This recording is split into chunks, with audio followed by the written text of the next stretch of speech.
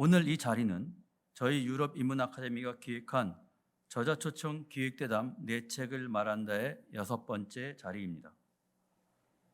저희 유럽 인문 아카데미는 대한민국에 함께 살고 있는 사람들의 삶과 사회를 성찰하고 더 나은 삶을 모색하는 노력의 일환으로 함께 모여서 유럽 인문학을 공부하는 곳입니다. 오늘 준비한 저자 초청 기획대담 네 책을 말한다라는 행사는 최근 5년 이내 한국어로 출간된 인문학 저서 중 특별한 조명을 받을 만한 성취를 이룬 저서를 선정하여 그 책을 쓰신 저자를 모시고 대담을 나누는 행사입니다. 오늘 6번째 초청 대상으로 서울대 인문학연구원 특별연구원으로 계시는 윤미애 교수님의 저서 발터 베냐민과 도시 산책자의 사유를 선정하여 대담을 진행하려고 합니다. 저자이신 윤미애 선생님에 대한 소개는 대담을 맡아주신 최성만 이화여대 명예교수님께서 자세히 해주실 것입니다. 오늘 대담을 맡아주신 최성만 선생님은 서울대학교 대학원에서 도고동문학을 전공하신 후 1983년 독일로 유학하여 1995년 베를린 자유대학교에서 베냐민의 미메시스론으로 박사학위를 받았습니다. 귀국 후 이화여대 도고동문학과에서 27년간 교수로 재직하시다가 올해 2월 말 정년 퇴직하시고 현재는 이화여대 명예교수로 계십니다. 대표적인 저서로는 2014년 길 출판사에서 나온 발터 베냐민 기억의 정치학이 있고 베냐민과 아도르노, 미메시스와 해체론 등의 주제와 관련된 다수의 논문을 발표하셨습니다. 선생님은 또한 번역가로서도 왕성한 활동을 하고 계십니다. 아놀드 하우저의 예술의 사회학, 윤희상의 음악세계, 게르숑 슈올렘의 한 우정의 역사 발터 베냐민을 추억하며 페터 뷰르거의 아방가르드의 이론, 불프와 게바워가 공저한 미메시스, 사회적 행동, 의리와 놀이, 미적 생산, 타오시크의 미메시스와 타자성 등과 더불어서 번역가로서 무엇보다 중요한 업적은 독일 비예극의 원천 등 발터 베냐민의 저작들의 번역과 관련된 업적입니다. 선생님은 2007년부터 총 15권으로 기획되고 2022년 현재 12권이 출간된 한국어 발터 베냐민 선집의 기획과 번역을 주도하고 계시는 등 명실공히 대한민국 발터 베냐민 연구의 견인차 역할을 하고 계시는 베냐민 최고 전문가이십니다. 자, 그럼 오늘 대담을 맡아주신 최성만 선생님께 마이크를 넘기겠습니다. 말씀하십시오. 안녕하세요. 최성만입니다. 제가 윤미애 선생님을 먼저 소개해 드리죠. 서울대학교 사범대학 영어교육과를 졸업하신 뒤에 대학원은 인문대학 도고동문학과에서 석사학위를 취득했습니다. 그 뒤 독일 괴팅겐 대학에서 동문학, 도고학, 사회학을 공부하셨으며 베냐민에 대한 논문 베아톨트 브레히트와의 동시대인으로서 발터 베냐민, 가까움과 멀음의 역설적 관계로 박사학위를 받았고 현재 서울대 인문학연구원 특별연구원으로 계십니다.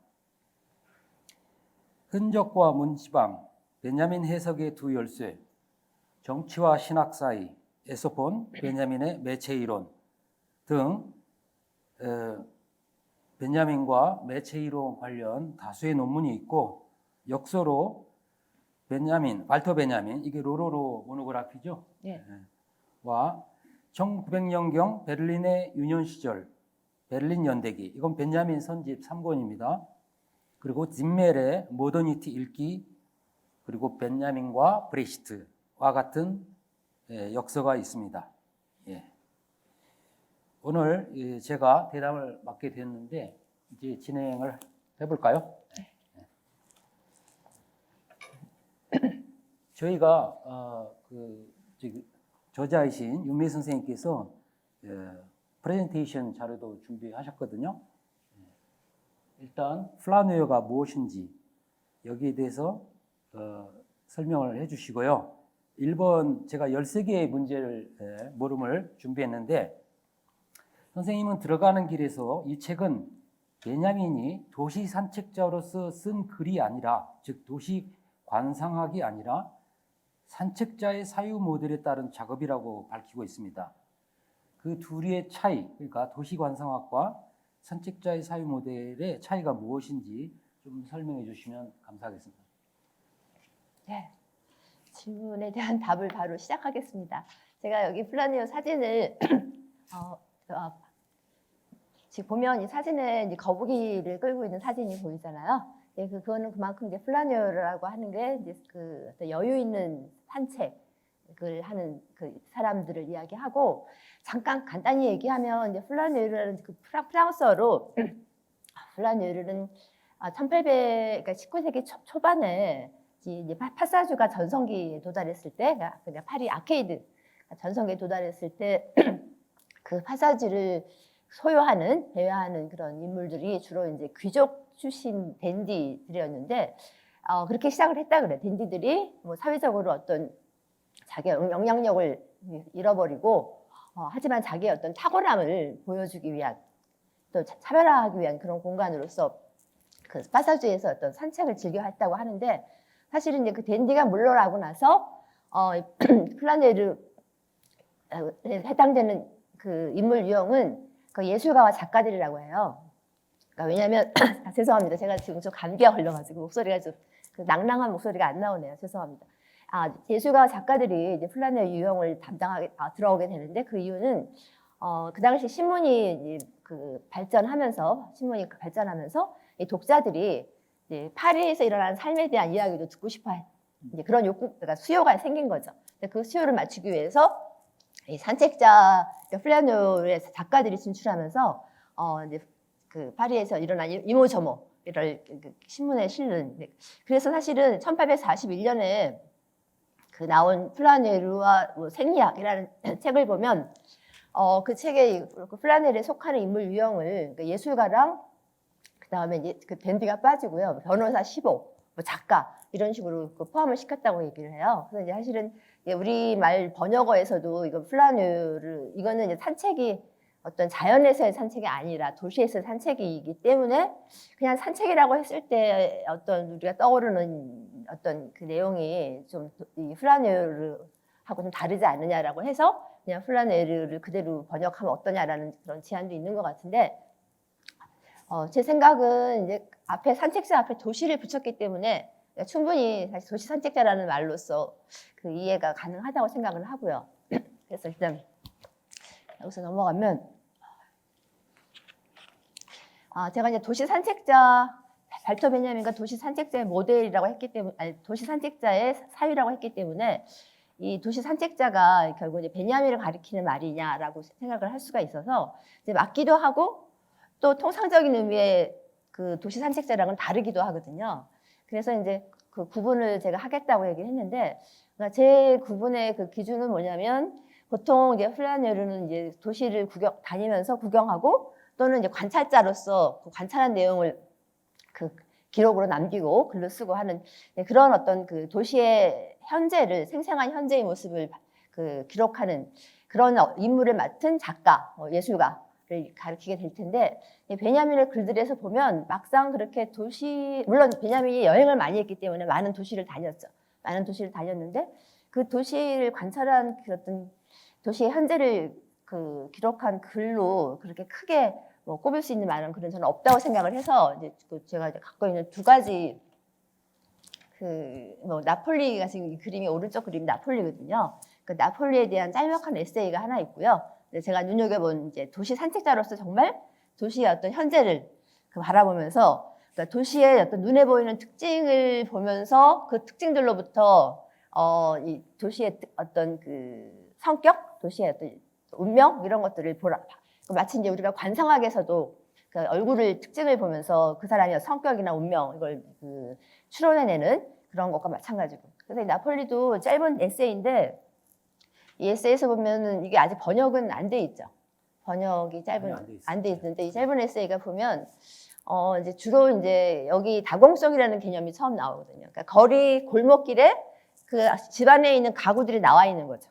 그러니까 거리와 실내의 어떤 구분이 그 경계가 그 해체되는 그런 장면들, 또는 이제 길거리에서 잠을 자는 사람들, 또는 아주 더러운 어떤 앞마당에서 바로 한 발짝 뒤로 가면 또 어떤 그 장대한 하얀 교회 건물이 나타나는 등, 그러니까 이 나폴리라는 도시는 아직 자본주의화가 아직 진행되지 않은 본격적인 자본주의화된 도시가 아니면서 어떤 그 자본주의적 도시 구조를 설명한다고 하는 사적인 것과 공적인 것의 경계가 아직 확실하게 구분되어 있지 않은 그런 어떤 다공성의 도시다라고 베냐민이 쓴 글이 하나 있고요. 모스크바 일기는 이제 간단히 얘기하면 모스크바 일기는 번역이 되어 있는데 모스크바에서 이제 특히 건축들의 어떤 그 건축 양식의 공존, 그 전통 농가 양식이 농가도 있는가 하면 뭐 바로 옆에 유겐트 그러니까 청년 양식의 그런 그 건물이 있는가 하면 또 이제 그 당시가 이게 지금 1920년대 그 모스크바를 방문하고 쓴 글이기 때문에 한참 이제 사회주의 건설기의 모스크바의 모습이거든요. 그래서 이제 집합 노동자들을 위한 어떤 집합 건축 이런 것들이 마저 섞여 있는 거죠. 그러니까 이제 두 도시가 다 이행기의 도시라는 점에서 동일하지만 나폴리는 자본주의화되기 이행하는 그 이행기에 있는 도시고 이제 모스크바는 그 이제 사회주의로 이행기. 그 두 글을 빼놓으면 사실은 이제 딱히 이제 어떤 도시의 어떤 현재를 기록했다고 할 수 있는 글은 없고요. 다만 이제 그 도시를 걸으면서 생각하기, 또 걸으면서 글을 쓰기라는 그런 유형의 어떤 도시 산책자의 그 글쓰기로 알려져 있는 글은 이제 일방통행로라는 거잖아요. 그러니까 그거는 이제 사실 도시의 어떤 생생한 장면을 현재를 묘사하는 게 아니라 도시에서 이제 걸어가다가 바라본 뭐 간판, 뭐 어떤 내지는 뭐 포스터 또는 번지수 이런 걸 보면서 거기서 떠오르는 어떤 단상, 이제 어떤 이미지, 그러니까 그게 이제 문자 이미지일 수도 있고요, 어떤 시각적인 이미지일 수도 있는데 뭐 주유소를 어떤 시각적인 이미지로 봤을 때 어떤 그 이미지에서 어떤 촉발된 그런 단상을 적은 글이라는 거죠. 주유소에 대한 얘기는 다음에 나오게 되는데요. 근데 일단은 그 도시 산책자의 모델이라는 거는 제가 이제 우리가 앞에서 말한 의미에서 어떤 그런 플라네르나 또는 또 어떻게 보면은 이제 그 일방 통행로의 도시 산책자하고도 조금 다른 의미로 제가 사용을 하고 있는데, 이 도시 산책자의 모델이라는 이 모델을 가지고 베냐민 사유의 특징을 설명할 수 있다고 생각하기 때문에 붙인 제목인데, 그 도시 산책자의 모델 사유라는 모델에 대해서는 마지막 질문에서 정의가 될 수 있을 것 같아요. 그때 해보겠습니다. 일단 준비한 13개의 질문들을 이렇게 하나씩 넘어가 볼게요. 질문 2입니다. 여기 잘 보이시나요? 예. 원래 도시 산책에서 선배이자 동료였던 프란츠 헤셀, 그다음에 지그프리트 크라카워와의 공통점과 차이에 대해서도 간략히 설명해 주시면 감사하겠습니다. 자, 이 사진을 좀 만들어봤어요. 지금 이제 그 헤셀은 베냐민의 친구고, 이제 헤셀이라는 친구 작가인데, 이 사람이 이제 그 1920년대 베를린에서의 산책이라는 책을 1929년에 발표하기도 하죠. 근데 그 전에 이제 베냐민이 헤셀하고 그 파리에 이제 헤셀은 이제 파리에 오래전부터 살고 있으면서 이제 파리의 어떤 산책자로 알려져 그 스스로 소개할 수 있는 그런 사람이고, 그래서 베냐민이 헤셀과 함께 이제 그 헤셀의 어떤 그 도움으로 이제 파리를 산책하는 걸 그 경험한 적이 있었고, 이제 사실은 베를린에 돌아와서도 이제 베냐민이 같이 베를린의 어떤 티어가르텐 주변을 같이 산책하기도 하죠. 근데 이제 이 헤셀의 산책에 대해서는 뭐 베냐민이 생각하는 도시 산책과 헤셀의 도시 산책하고의 어떤 뭐 공통점, 차이점 이렇게 설명할 수 있기보다는 베냐민이 헤셀의 여기 나와 있는 그 베를린에서의 산책이라는 이 책에 대한 서평을 썼어요. 그 서평이 이제 그 산책자의 거리 산책자의 귀환이라는 그 책이기 때문에 그러니까 짧은 서평이죠. 그 짧은 서평에서 보면 그 헤셀의 도시 산책을 베냐민이 어떻게 평가하고 있고 그 의의를 어떻게 보는지 그거를 간단히 말할 수 있어서 뭐 간단히 그 얘기를 할 수 있을 것 같아요. 그러니까 일단은 헤셀도 그 투어리스트, 관광객은 아니. 산책은 도시 관광과는 다르다. 그러니까 이제 잘 알려진 명소를 찾아다니는 것이 아니라 잘 알려져 있지 않은 그런 장소들. 그다음에 또 하나는 이제 이 헤셀이 이 베를린에서 산책은 이중적 과제를 갖고 있죠. 그러니까 도시의 현재 모습을 기록하기도 해요. 이제 도시 그때 한참 공사 중인 뭐 알렉산더 광장의 어떤 모습이라든가 이런 것들을 생생한 모습을 기록하기도 하는데, 그 두 번째는 그 옛 베를린의 흔적. 그러니까 이 베를린이라는 도시가 이제 유럽의 다른 도시들에 비해서 이제 그 신생 도시다라고 해서 뭐 전통이 없는 도시다라는 비판을 받게 되는데, 아니다. 우리도 전통 있는 도시, 역사가 켜켜이 쌓여 있는 그런 도시다. 그래서 이제 베를린의 여러 장소를 찾아다니면서 이제 그 견학을 하는데, 이제 헤세 같은 경우는 그 어떤 특별한 장소를 찾아가기 전에 그 장소에 대한 어떤 역사책을 미리 보는 거죠. 그러니까 예를 들어서 그 어떤 할레 스토어, 그렇죠? 할레의 문이라는 그 베를린 그 장소를 찾아가기 전에는 그 할레의 토어에 대한 기존의 어떤 그런 지식을 가지고 가죠. 그러면은 이제 어떤 역사적인 어떤 흔적을 갖고 있는 장소를 갔을 때, 그러니까 아무런 지식이 없으면 이제 눈에 보이는 게 사실 없죠. 눈에 보이는 것밖에 없는데 어떤 지식을 가져가면 옛날 광경이 이제 눈에 떠오르는 거예요. 그러니까 이제 제가 볼 때 베냐민이 이제 헤셀의 도시 산책에서 또 평가한 부분 중에 하나는 뭐냐면, 어떤 우리가 도시의 문화사에 대해서 갖고 있는 어떤 그런 지식들을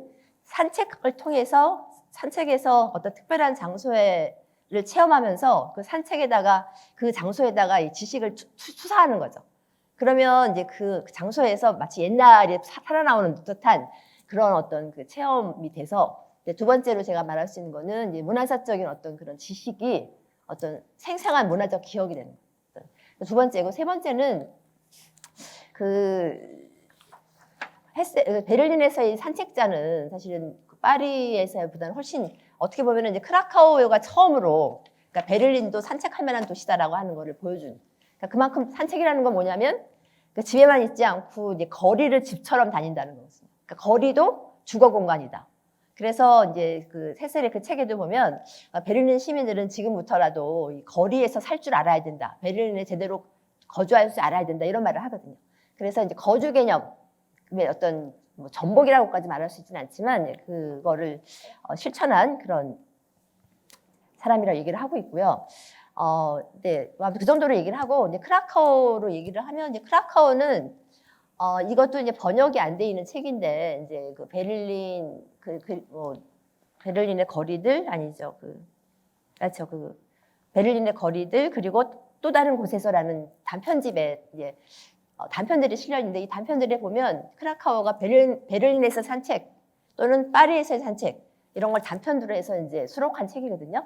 근데 이제 베냐민이 이 책을 봤는지는 알 수가 없는 것 같아요. 왜냐하면 이 책을 봤는지는 확인이 안 되는데, 이것도 마찬가지로 이제 베냐민이 크라카오에 대해서 크라카오의 도시 산책에 대해서 뭐라고 평가했다는 걸 찾을 수가 없는 대신에, 이제 거꾸로 이제 크라카오의 이 단편들을 보면서 베냐민하고 이 점에서는 일치하겠구나라고 하는, 아니면 크라카오 입장에서 베냐민하고 어떤 그런 차이점 이런 것들을 이제 살펴볼 수 있을 것 같아서 잠깐 간단하게 얘기를 하자면, 크라카오가 이제 제가 대표적으로 들 수 있는 그 단편 중에 하나가 이제 직업 소개서라는 단편이거든요. 그러니까 직업 소개서를 보면 크라카오의 생각은 산책을 하면서 만난 어떤 공간의 이미지, 그 공간 이미지가, 그 이미지는 사실 이제 글자로 뭐 의미 부여가 된 그런 게 아니죠. 해석된 그런 공간이 아니죠. 그냥 시각적으로 눈앞에 나타나는 그런 이미지인데, 또는 어떤 그 사회의 어떤 표면적인 현상인데, 그 표면적인 현상에 숨어 있는 의미,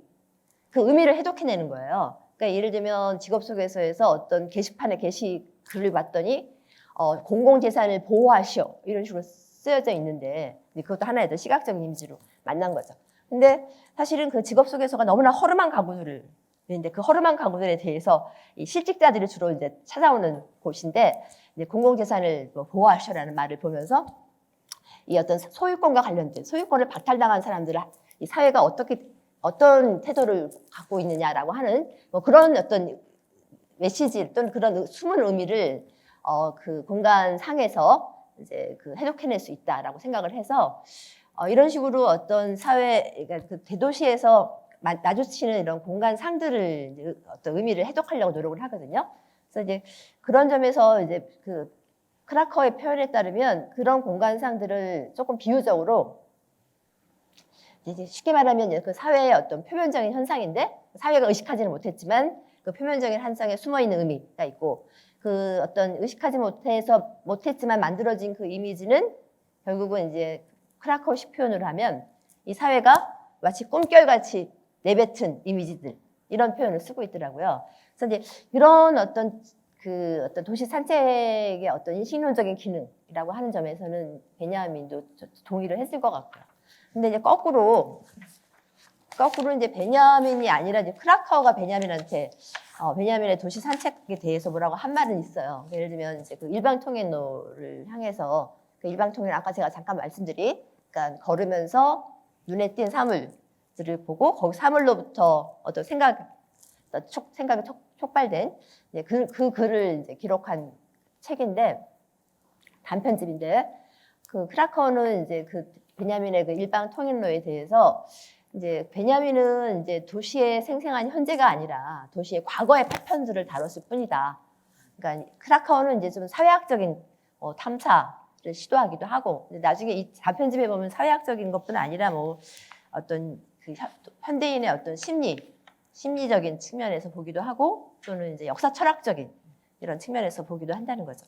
그래서 아무튼 이 크라카오나 헤셀의 도시 산책의 동기나 어떤 모티브나 어떤 목적이나 어떤 그런 인식론적인 기능 이런 것들을 보면 이제 베냐민이 많이 공감했고 수용했으리라 생각되는 부분들이 있어서 한번 그렇게 비교해 볼 수 있을 것 같아요.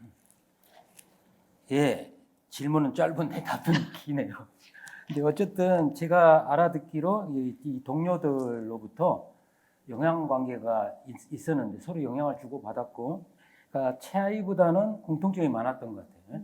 그래서 도시 산책, 거리 산책 이것이 이들에게는 이게 자연스럽게 뭐랄까 습득해야 할 기술로 그렇게 알려진 것 같아요. 작가들로서. 예.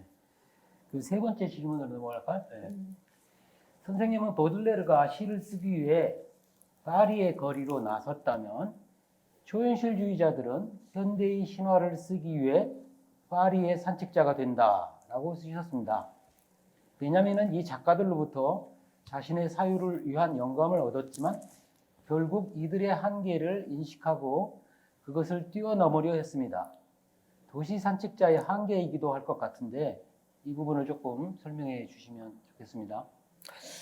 제가 좀 짧게 대답하게 노력하겠습니다.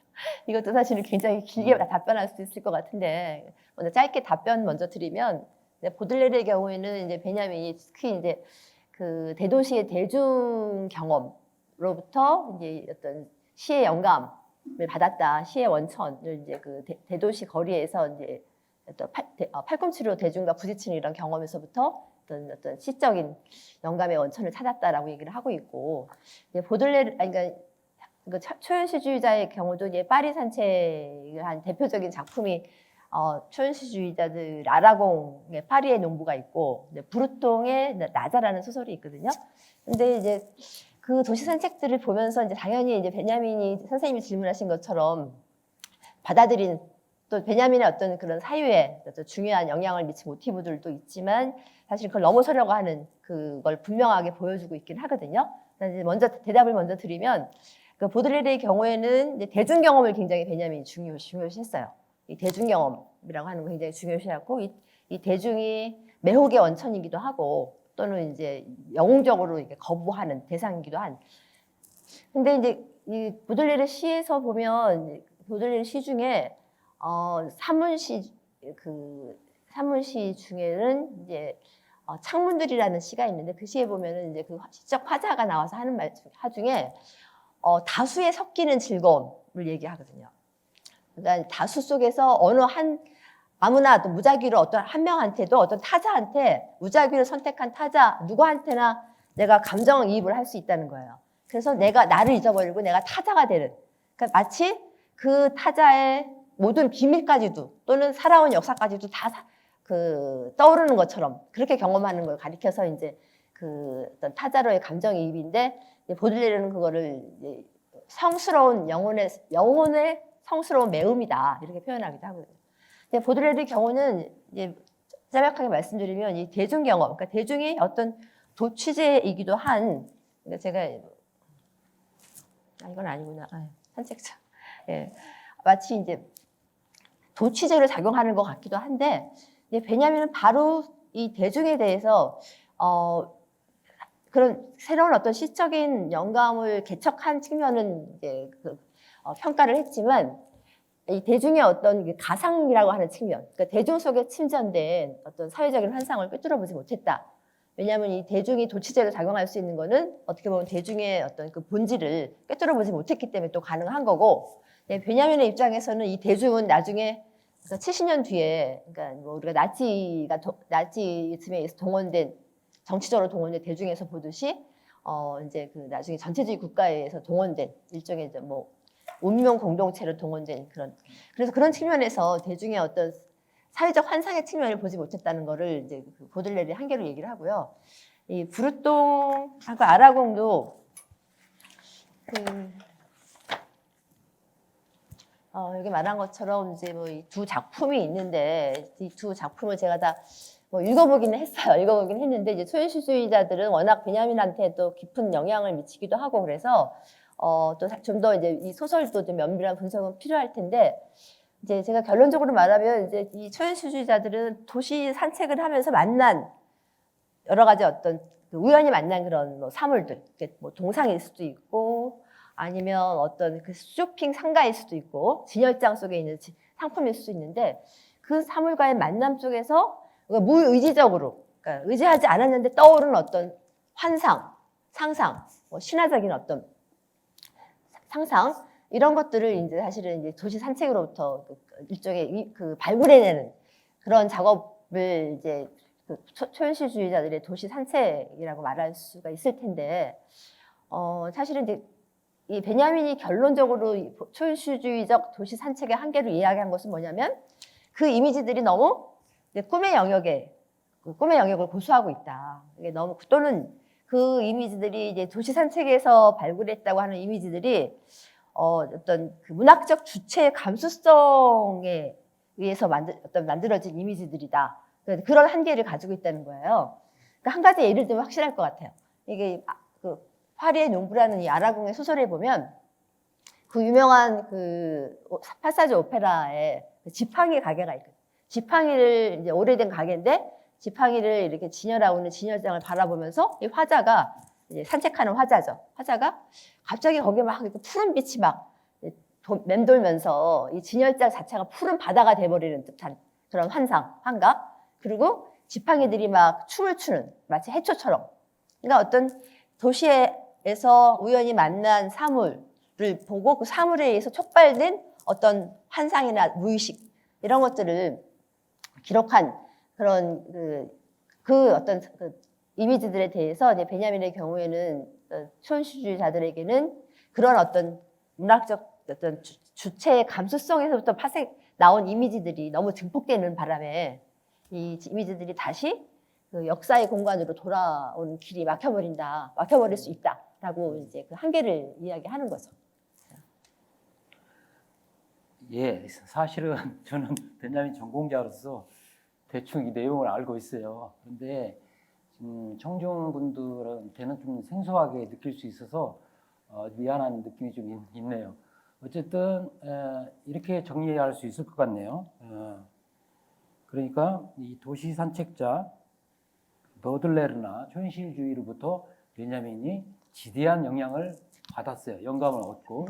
하지만 이들의 한계, 예를 들어 보들레르 같은 경우는 대중이라는 뒤에 나오겠지만 그 판타스마고리아, 그 환상을 꿰뚫어 보지 못한 그런, 그러니까 유물론적 시각이죠. 베냐민의 유물론적 시각에서 비판적으로 말할 수 있는데 그런 부분들을 베냐민은 이제 코멘트로 첨가를 합니다. 이제 그런 부분이 베냐민이 넘어서는 부분이에요.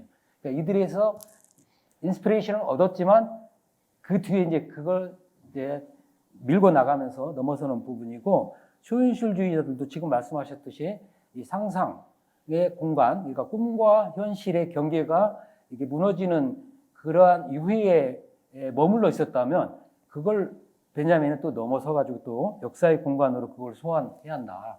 이런 식으로 해서 저는 정리할 수 있을 것 그래서 같아요. 예. 이거를 사실은 얘가 제일 중요한 것 같은데 이제 일반 통일로에 보면 우표상이라는 단편이 들어있거든요. 그러니까 제가 아라공이라고 하는 초현실주의자들의 그 어떤 그 도시 산책에서 얻은 이미지, 그 이미지를 대하는 태도랑 베냐민이 비판을 하려고 했기 때문에 이제 베냐민은 어떻게 비판하는지 그 비판의 의미가 뭔지를 이제 조금 구체적으로 말할 수 있을 것 같아요. 간단히 말하면 그 우표, 그 아라공의 파리 농부에도 우표 가게를 방문하는 이제 그 산책자가 나오거든요. 그래서 이제 이 우표들이 사실은 이미 이 시대에는 어떤 통신 수단으로서 별로 사용하지 않은 전화기가 나와 있고 해서 우표가 이제 사실 낡은 그런 유물로 돼 있고. 낡은 우표를 보면서 이제 아라공도 어린 시절에 우표를 수집했을 당시 어린 시절에 그 우표를 보면서 어떤 가졌던 꿈. 왜냐하면 우표는 온갖 나라들이 어떤 미니어처들이 그려져 있기 때문에 그 우표를 보면서 뭐 먼 나라로 여행하는 듯한 그런 상상. 그래서 어른이 돼서 오랜 그 뜻밖의 만난 우표를 보면서 아 어린 시절에 그 우표에서 받았던 어떤 상상, 꿈 이런 것들을 다시 떠올리죠.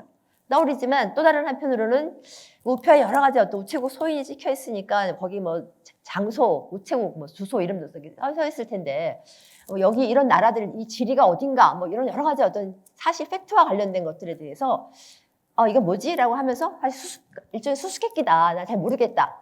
그럼 끝내버리거든요. 그래서 이제 사실 어떻게 보면 이제 꿈을 환기시키는 걸로 끝난다라고 하는 거라면 베냐민의 우표상에서는 이제 그 꿈을 환기시키지만 결국은 이 우표는 이미 낡은 사물이 낡은 어떤 문화적으로 낡았고 그 낡았다는 것이 이제 우표 안에 어떻게 보면은 보이지 않는 선으로 이제 그 찍혀 있는 거랑 마찬가지.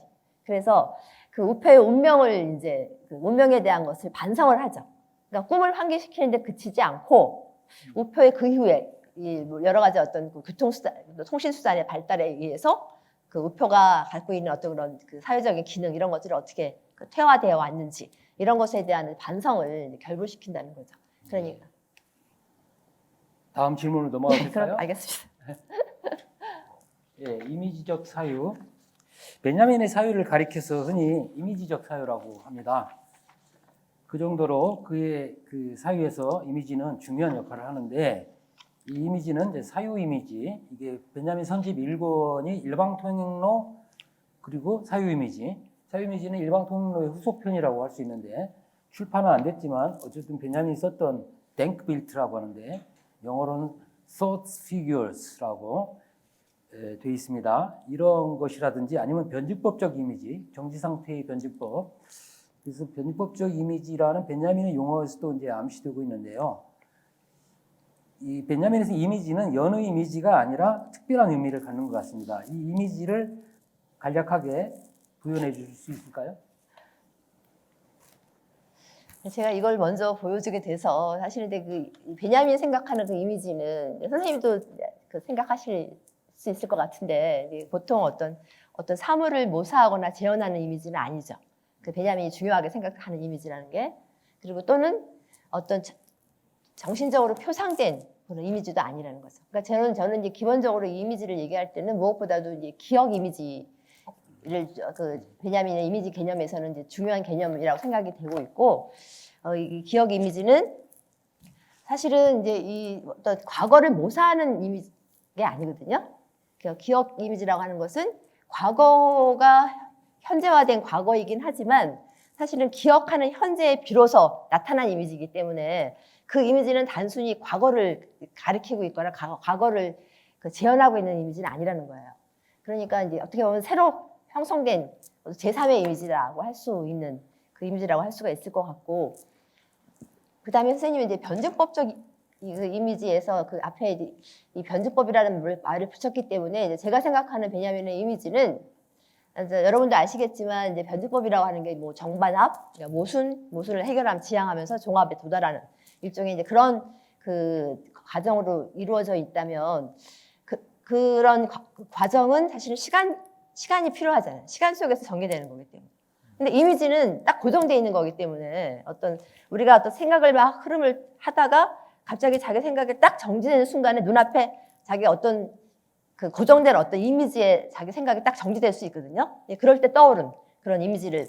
그러니까 그 이미지는 사실은 그 정지된 상태일 텐데 거기다 어떻게 변주법이라는 말을 붙일 수 있는지 그거를 한번 생각해 볼 수 있을 것 같아요. 그러니까 변주법이라고 하는 것은 그러니까 아주 쉽게 말하면 이미지가 움직인다는 거지. 그러니까 변주법. 이미지 안에서 뭐 어떤 모순과 대립 또는 또 파동 이런 것들이 일어나고 있다는 거예요. 그러니까 제가 제 식으로 설명하자면 기억 이미지가 결국은 아까 말한 것처럼 과거를 그냥 가리키는 이미지가 아니라 이 기억하는 현재 그 등장한 만들어진 이미지라 구성된 이미지라고 할 때 그 이미지는 사실은 그냥 단 하나의 고정된 이미지가 아니라 그 안에 과거와 현재가 그 구도가 그 흔히 변주법적 이미지를 이야기할 때 뭐 과거가 뭐 현재와 섬광처럼 하나의 이제 구도를 이룬다, 성자 구조를 이룬다 이렇게 표현을 하잖아요. 그러니까 이제 이미지가 움직인다는 거예요. 움직인다는 말도 사실은 또 추상적이죠. 제가 그래서 사실은 이 전승기념탑 이미지를 갖고 이 변주법적 이미지를 설명할 수 있다라고 생각을 해서 갖고 온 건데, 이거는 이제 사진이지만, 이건 사진이지만 그 전승기념탑이라는 단편이 있죠.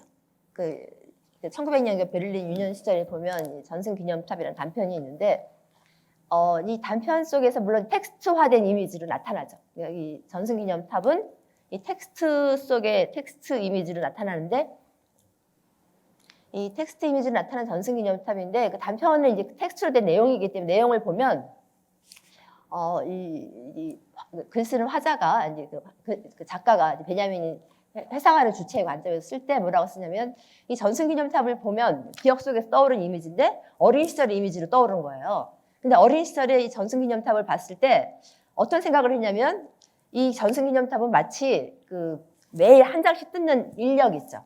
그 인력에 빨간 글씨로 쓰여 있는 게 왜 기념일이잖아요. 그러니까 기념일이 쓰여져 있는 달력과 같다. 이렇게 얘기를 하는데 달력은 이제 기념일은 이제 매년 돌아오지만 그 날짜가 지나면 이제 그 찢어서 없애야 되기 때문에 이제 없어지는 거잖아요. 그 날짜는. 근데 이제 달력하고 전승기념탑하고 비교를 하는 거예요. 달력은 아무리 이제 반복해서 나타난다고는 해도 그 날짜가 지나면은 이제 그 사실은 소멸하는 건데 이 전승기념탑은 그렇지 않다는 거죠. 전승기념탑은 영원히 이 기념탑으로 남아있는 그 영원성에 대한 그 요구라는 측면에서 보면 어린 그 베냐민이 보았던 그 전승기념탑이 마치 한 장씩 뜯는 달력 같았다라고 얘기를 하고 있거든요.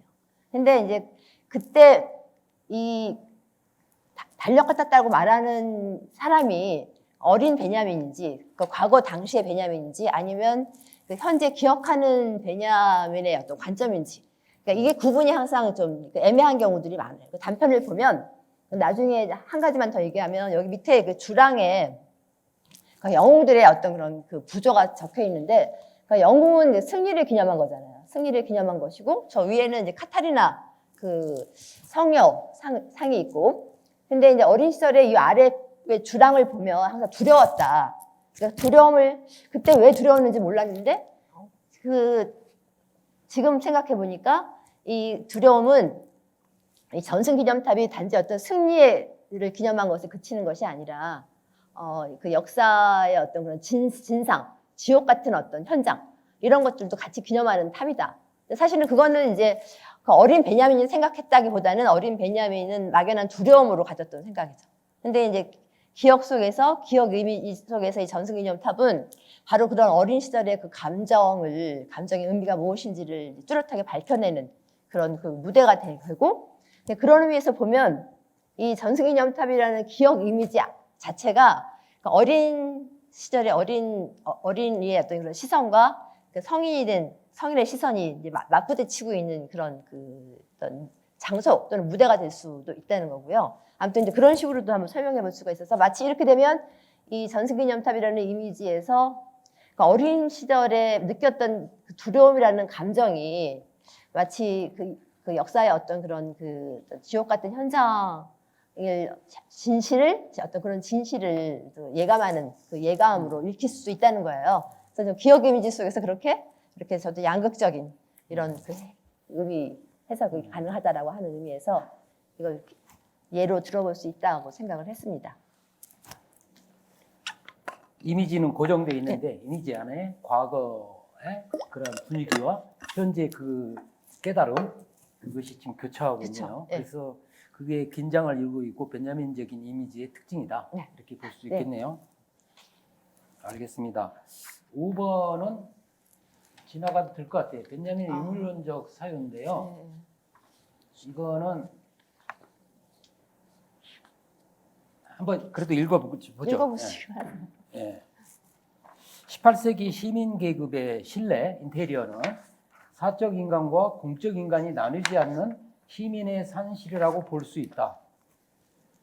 그러나 시민 계급이 정치적으로 쇠퇴기에 접어들면서 19세기죠. 실내 집권은 익숙한 가구와 조망 가능한 공간에서만 자신감을 가질 수 있는 흔들리는 그 부르주아지의 자의식과 불안감의 표시가 된다. 19세기를 지나는 동안 시민 계급의 변화는 주거 공간과 실내 장식에 집착하는 모습에서 볼 수 있다. 이게 무슨 말이냐면요. 18세기에 프랑스 대혁명의 주체였던 그 시민 계급이 19세기로 오면서 퇴락했음을 지금 보여주는 거예요. 그러니까 18세기에는 사적 공간과 공적 공간이 이렇게 뭐랄까 이렇게 서로 통하고 있었다면 19세기에는 그게 차단돼요. 그래서 실내라는 판타스마고리아가 되는데 그러면서 이렇게 이제 역사적으로 사유적으로 사유를 하는 게 바로 유물론적 사유라고 할 수 있잖아요. 그러니까 어떤 개념, 현상을 고정된 인물을 보지 않고 그 역사적으로 반전할 수 있는, 뒤집어지는 그러한 걸 제가 느꼈습니다. 그래서 넘어가도 될까요? 네, 넘어가셔도 되고요. 네. 여기 왜 그 뭐지? 그래서 이 침잠. 네, 네, 선생님 그 말씀. 침잠이 독일어로 이제 페어젠쿵이라고 돼 있죠. 예. 네, 또 아무튼 근데 제가 혹시 선생님이 그 전율에 대하여라는 베냐민의 짧은 텍스트가 있는데 그 짧은 글이 있거든요. 그 전율에 대하여라는 짧은 글에 보면 이 침잠에 대한 얘기가 나옵니다. 그러니까 침잠의 종류가 여러 개 있다.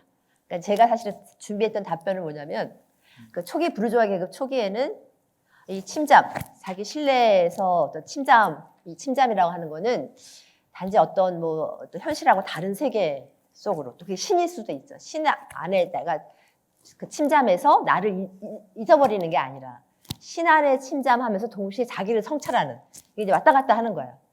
그러니까 이런 의미의 어떤 그 침잠은 이제 긍정적인 의미의 침잠이다 이렇게 얘기를 하고 있고 부정적인 의미의 침잠을 또 얘기하거든요. 그러니까 완전히 자기를 잊어버리고 그 어떤 상대한테 몰입하는 거. 그래서 그런 의미의 어떤 침잠이 있어서 이제 저는 이 나중에 이 부르주아 쇠퇴기의 이 침잠이라고 하는 그러니까 일종의 기능도 물론 이제 사회적에서 반사회적이다 이렇게 바뀌었다고 하는데 그 침잠의 유형이 바뀌었다라고 생각이 좀 됐었어요. 네, 그 정도로 저는 좀 준비를 했었거든요. 그러니까 넘어가시죠. 뭐 시간도. 그러니까 어떤 개념이나 현상도 이게 변주법적으로 본다는 것은 그 양의성, 일성, 양가성을 본다는 것이죠. 그렇죠. 그러니까 침잠이 18세기에는 좀 긍정적 의미, 그러니까 그 시민 계급의 자유, 뭔가 성찰 이런 그리고 신 안에 있으면서 그것이 자아를 강화시키는 네. 그런 의미였다면 19세기는 이제 대중의 시대, 대도시의 시대가 열리면서 그렇게 사적 공간에 매몰되어 있다는 것은 공적 공간을 차단시키고 그 안에서 자기 우주를 구축하겠다는 보상 심리거든요. 그래서 그게 이제 결국은 부정적 의미로 반전하는 그런 걸 지금 네. 쓰고 계셨기 때문에 떠올랐습니다. 그다음 6번으로 넘어갈까요? 굉장히 길었네 이거 실내. 예. 아니요, 그 지금 아까- 사진에서 뭐 언급하시고 싶으신 거 있으세요? 아니에요. 지금 여기 여러 그게 실내를 꾸미는 거잖아요. 네. 실내를 여러 양식으로 꾸민 그 당시 이른바 절충주의 양식. 그러니까 이거는 사실은 어떤 양식들로 꾸몄는지 잘 모르겠는데 그런 식으로 이제 꾸미는 중심으로서 어떤 그 실내의 주체가 이제 진매 같은 경우는 이제 개성의 소유자다라고 얘기를 했다면 이제 베냐민의 경우에는 이미 자기는 그렇게 막 꾸미면서 이 꾸미는 게 개성의 발현인가? 사실은 그게 그렇지 않다는 거예요. 그러니까 일종의 모방. 그 당시 이제 뭐 이렇게 꾸밀 수 있는 공예품들이 대량 생산이 되니까 대량 생산된 것들 그리고 또 유행이 막 바뀌어가고 있어서 그 바뀐 유행을 모방하고 그러니까 이제 그렇게 진미를 생각한 것처럼 이걸 나름대로 미학적으로 하나 내 실내도 어떤 미학적 공간으로 꾸미는 중심으로서의 어떤 개성은 더 이상 존재하지 않고 모방 또는 유행을 추종하는 대중의 한 사람을 얘기할 수 있다는 거죠. 그래서 이 정도 생각해 볼 수 있을 것 같아요.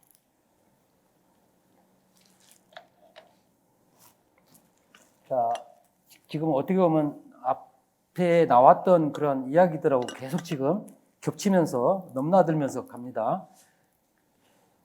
조금 청중들이 어느 정도의 확실한 이미지를 나중에 얻을 수 있으면 좋을 것 같아요. 어쨌든 벤야민의 지금 변증법적인 사유 그리고 유물론적인 사유 이런 것들 지금 언급하고 있는 중인데요.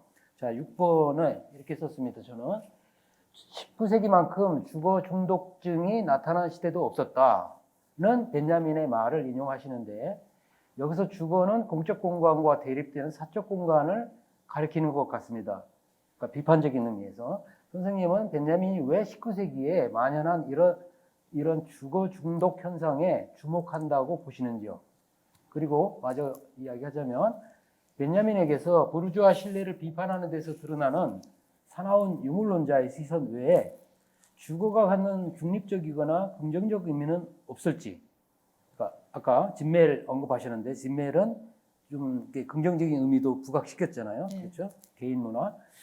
벤야민은 누구보다도 모든 개념을 변증법적으로 분해하는 이론가이기 때문에 묻는 겁니다. 예를 들어 흔적 개념이나 습관, 도취, 신화 개념도 이런 변증법적인 분해 과정을 거치는 것 같습니다. 그래서 이게 주거 중독증, 19세기가 주거 중독증에 걸렸다. 이걸 조금 표현해 주시죠.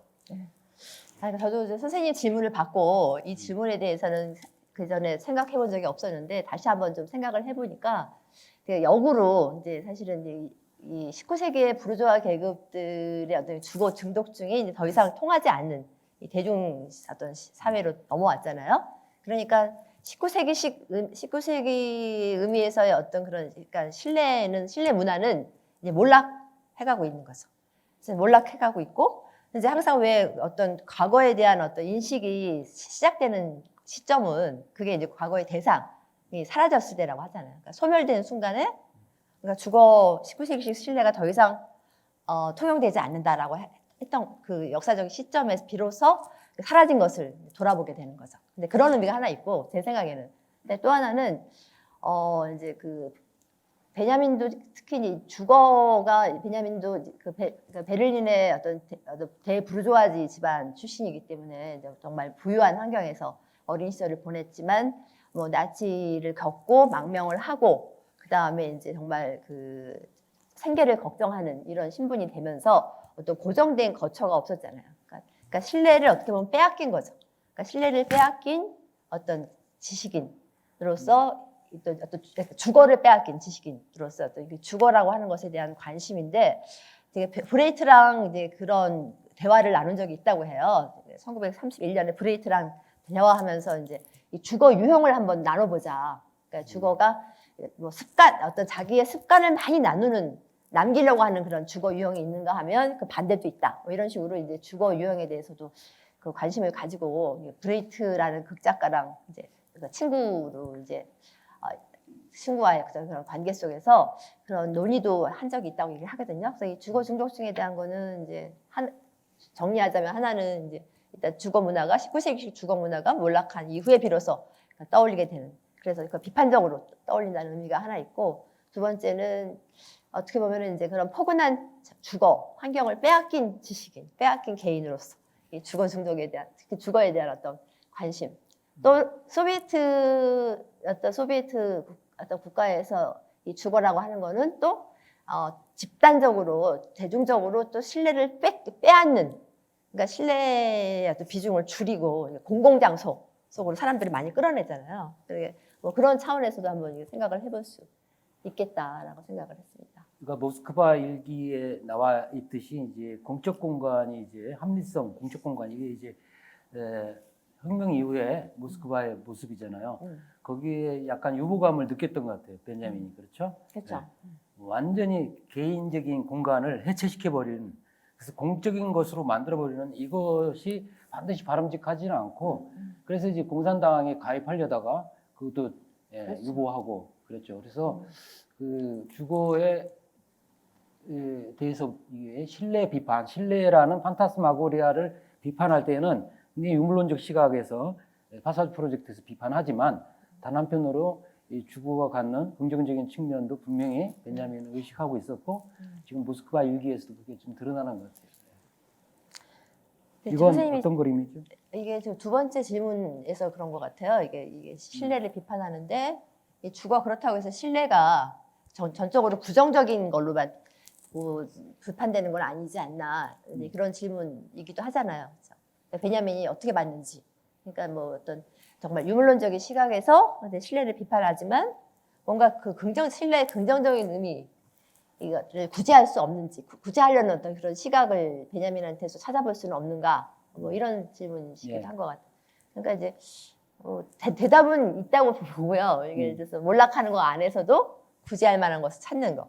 근데 사실 베냐민식으로 얘기하지 않고 그러니까 문화사회 변증법이라고 이제 문화사회 변증법을 설명을 할 수도 있을 것 같아요. 항상 문화사가 새로운 패러다임이 나오면 옛날 패러다임이 완전히 없어지는 것처럼 예를 들어서 새로운 어떤 뭐 디지털 매체가 나오면서 그 전에 어떤 아날로그 매체가 완전히 사라질 것처럼 하지만 사실은 그렇지 않잖아요. 그래서 어떤 그런 어떤 그 부정적으로 또는 소멸한 거, 몰락하는 것 안에서도 그 구제할 만한 것, 긍정적인 거 이거를 찾아내려고 하는 그런 시각이 그러니까 베냐민식의 어떤 몰락과 구제 변증법 이렇게 말할 수 있을 것 같아요. 그래서 제가 아까 왜 이거는 이제 르 코르비지의 그러니까 신건축, 국제주의 건축이라고도 얘기를 하는 것 같은데 이거는 이제 이게 지금 빌라 사보예라고 하는 건데 이제 베냐민식으로 보면 이거는 거꾸로 실내의 그러니까 외부화가 되는 거죠. 그 아래에 보면 그 집과 어떤 집 안과 집 밖의 경계가 없어졌잖아요.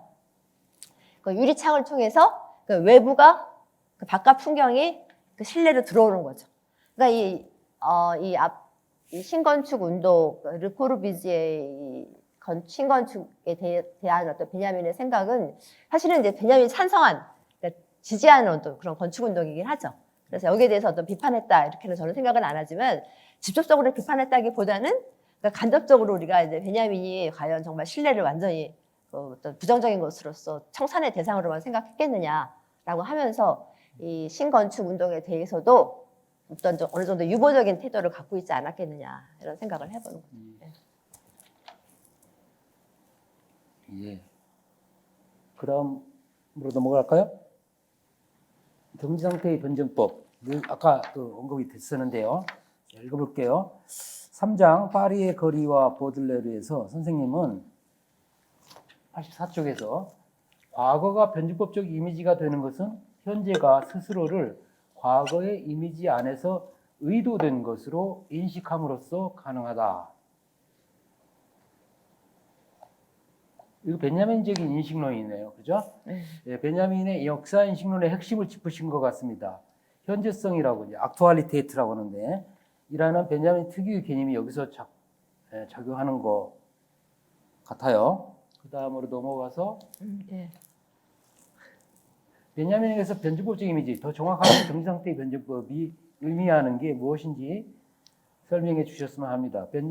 변증법에 여러 모델이 있는데 헤겔적인 생성의 변증법, 아도르노적인 부정변증법, 또 베냐민의 여기 정지상태의 변증법, 너무 거창한 부담을 드리는 것 같아서 미안한데요. 베냐민적인 이제 변증법의 지금 특징을 이제 짚어내려고 하거든요. 그래서 다른 변증법들 모델들을 상세하게 설명할 필요는 없고 베냐민에서 왜 변증법이 중요한지 마르크스의 변증법과는 또 어떻게 다른지 그걸 간략하게 설명해 줄 수 있나요? 선생님 질문이 지금 이 둘로 나뉘어져 있는 건가요? 아닌가? 아니면 뒷부분 질문만 대답하면 될까요? 뭐 아무거나. 네. 그러니까 이거 이제 현재가 자기 자신이 이미 과거 속에서 의도된 것이다라고 하는 거는 이제 그 파사주, 그러니까 파리 아케이드 파사주를 보면 알 수 있어. 그러니까 신건축 운동이 이제 어떤 뭐 유리와 철이라고 하는 신공법과 신소재로 만든 건축인데 이제 파사주도 마찬가지로 사실은 그 철골 건축과 유리로 되어 있는 거잖아요. 근데 장식을 굉장히 예술적 건축으로 만들었어요. 근데 사람들이 워낙 그 장식이 예술적이기 때문에 이게 어떤 그런 식의 어떤 신소재, 신공법에 따라서 만든 건축물이라는 하는 생각을 하지 못하죠. 그리고 이제 이미 이제 뭐 백화점에 등장하고 하면서 철거의 대상이 돼요. 그러니까 유행을 지나는 또. 근데 이제 신건축 운동 입장에서 그러니까 르꼬르부지에가 이제 그렇게 언급을 했다 그래요. 가서 보니까 파사주를 들어가 보니까 이것은 우리 신건축 운동의 성부라는 거예요. 다만 너무 빨리 나타난 거야. 너무 이른 철, 너무 이른 유리. 그래서 그 새로운 신소재와 신공법에 맞는 어떤 양식을, 건축 양식을 찾기 이전에 그래서 신건축 운동의 성부. 그 관계에서 생각을 해보면 신건축 운동은 파사주 안에서 우리를 그러니까 신건축 운동을 의도한 것으로 인식한다라고 하는 해석이 가능하다. 저는 이제 그렇게 봤거든요. 그래서 이제 그런 의미에서 제가 이제 봤는데 선생님 혹시 아닌 것처럼 생각하죠? 데크레트 기드온도 그랬잖아. 기드온도 그랬죠. 기드온이요. 예, 구성이 19세기 건축에서는 잠재의식의 역할을 한다. 베냐민은 그것도 신체의 역할을 한다. 이렇게 지금 어렴풋이 이해가 될 것 같아요. 그러니까 파사주를 보고 20세기의 신건축 운동, 모더니즘, 모던 스타일이죠. 그 새로운 유리와 그런 아까 그 개방성 이런 것들 이제 보여주는데 그것이 이미 파사주 건물에서 이제 보였다는 거죠. 그런 점에서 현재성이 읽혀지는 거죠.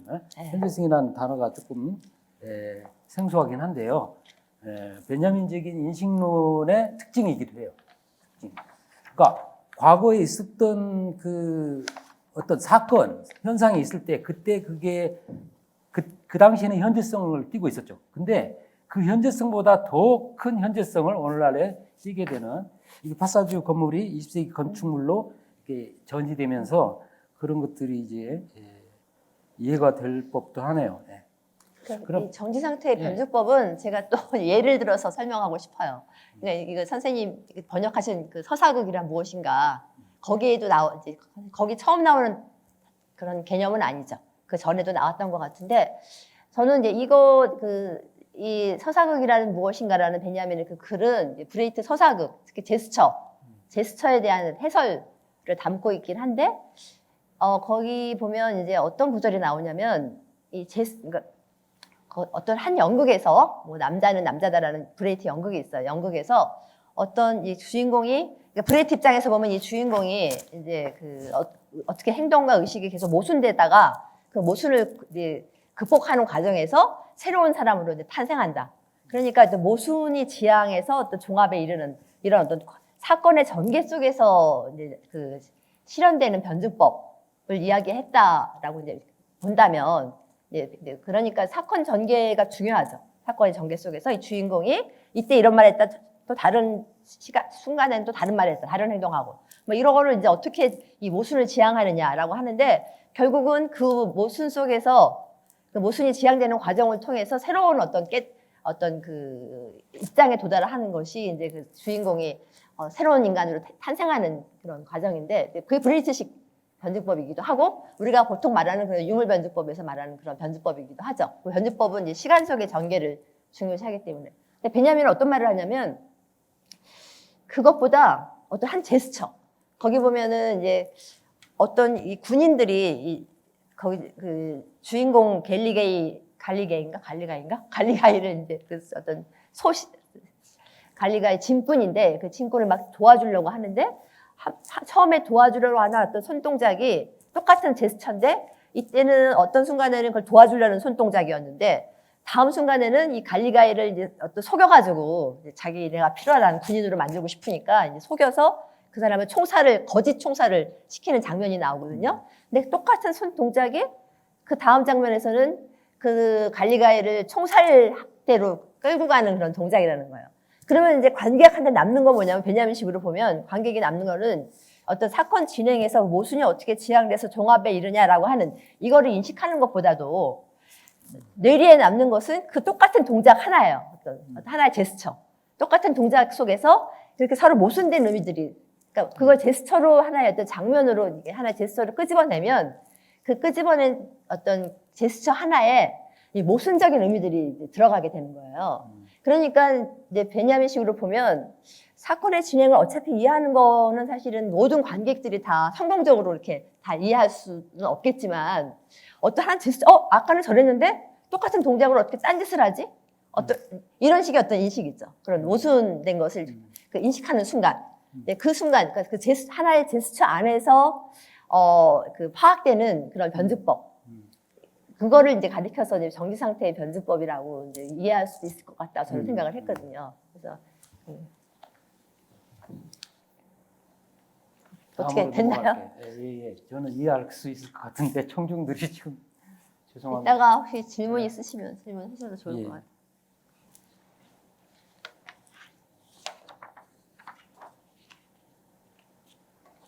자, 질문 8번. 거리 산책자 또는 도시 산책자가 이 책의 제목이고 핵심 모티프인데 선생님은 19세기 산업혁명기 고도 자본주의로 진입하는 시점에 등장한 이 사회적 유형, 이 산책자 유형에 대해 별도의 장을 할애하지 않고 책 전체에서 이제 수술하고 계세요. 선생님은 거리 산책자가 탐닉하는 도취, 그것은 고객의 물결에 부딪히는 상품의 그것이다. 를 이제 베냐민의 한 말을 이제 인용하시는데요. 대도시 군중 거리 산책자를 아우르며 서술한 이 문장의 의미를 조금 상술해 주시면 좋겠습니다. 이것들 모두 판타스마고리아, 마술 환등권, 환등상, 환영의 특성을 보이는데 오늘날은 어떻게 달라졌는지도 궁금합니다. 네, 그 여기 거리 산책자가 이제 탐닉하는 도취를 이제 아까도 잠깐 나왔던 것 같아요. 그러니까 그 다수 속에 섞이는 즐거움. 근데 그 즐거움은 조금 구체적으로 말하자면 그 다수 속에 아무나 내가 그 아무나 하고 아무나 그 속에 내가 들어가서 내가 나를 잊고 타자가 되는 그런 타자로의 그 감정이입. 그건 마치 이제 상품이 만약에 영혼이 있다면 그 상품이 나를 사줄 수 있는 구매력 있는 고객 하나하나한테 감정이입을 하는 거기서 어떤 그 도취를 느끼는 상품의 영혼의 도취다 이런 식으로 설명을 하고 있어서 그 부분은 이제 저는 이제 보들레르 연구소 베냐민이 보들레르에 대한 에세이를 그 1차 에세이가 있고 2차 에세이가 있는데 저는 2차보다는 1차가 더 베냐민의 어떤 그런 그 역사 인식의 방법론 이런 걸 더 잘 보여준다고 생각을 하고 있거든요. 근데 거기 보면 이제 요 거리 산책자의 도취 부분 나오는 데서 상당히 어떤 계급 이론적인 관점에서 비판을 하기도 해요. 그러니까 이제 이런 식의 어떤 감정이 그러니까 다 아무나한테 감정이입하는 그러니까 상품이 어떤 고객한테 느끼는 어떤 그런 감정이 하고 유사하다라고 했는데 그런 어떤 감수성에 대해서 이제 베냐민이 뿌띠 부르주아지의 어떤 계급의 한계다라고 이제 비판하는 대목도 있는데 사실은 이제 그 얘기보다는 저는 이제 마지막 질문에 대한 답을 좀 해볼 수 있을 것 같아요. 오늘날은 어떻게 달라졌느냐 이렇게 물어보셨기 때문에 이제 사실은 베냐민이 다룬 시기는 19세기고 19세기에 여러 다양한 환등상을 이야기하잖아요. 그러니까 어떤 도시의 환등상도 있고, 그러니까 도시의 환등상의 경우에는 특히 이제 대중의 어떤 존재가 중요하죠. 대중이 도취자가 돼서 그 유명한 보들레르의 그 지나가는 여인에게라는 시도 어떤 지나가는 여인이 상복을 입고 지나가는 여인이 보들레르한테 굉장히 이제 그 시적 화자한테 굉장히 아름답게 황홀경을 불러일으키는 그런 정도로 이제 다가오는데 그 이유는 이 군중 속에서 나타났다가 군중 속으로 사라지는 이 군중이 마치 하나의 어떤 도취제 베일처럼 그 여인을 바라볼 때 하나 베일이 씌우면 더 뭔가 신비스럽게 보이잖아요. 그러니까 그런 식으로 이제 군중이 있기 때문에 이제 도시에 생기는 도시의 환등상 이야기하기도 하고 뭐 아니면 뭐 그 어떤 뭐 실내의 환등상도 나왔었고요. 그다음에 여러 가지 어떤 새로움의 환등상 이런 얘기 나왔는데 제가 아주 감기에 걸려가서 목이 자꾸 타는데 물 좀 잠깐 네, 드세요. 물을 좀 잠깐 마실게요.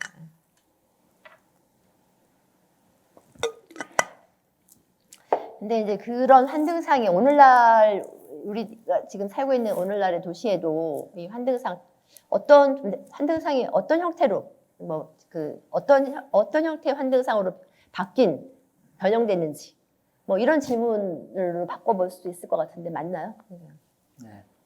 저는 사실은 많은 질문들에 스스로 답이 있어요. 선생님 근데 선생님 책이 저는 재밌게 읽었어요. 예?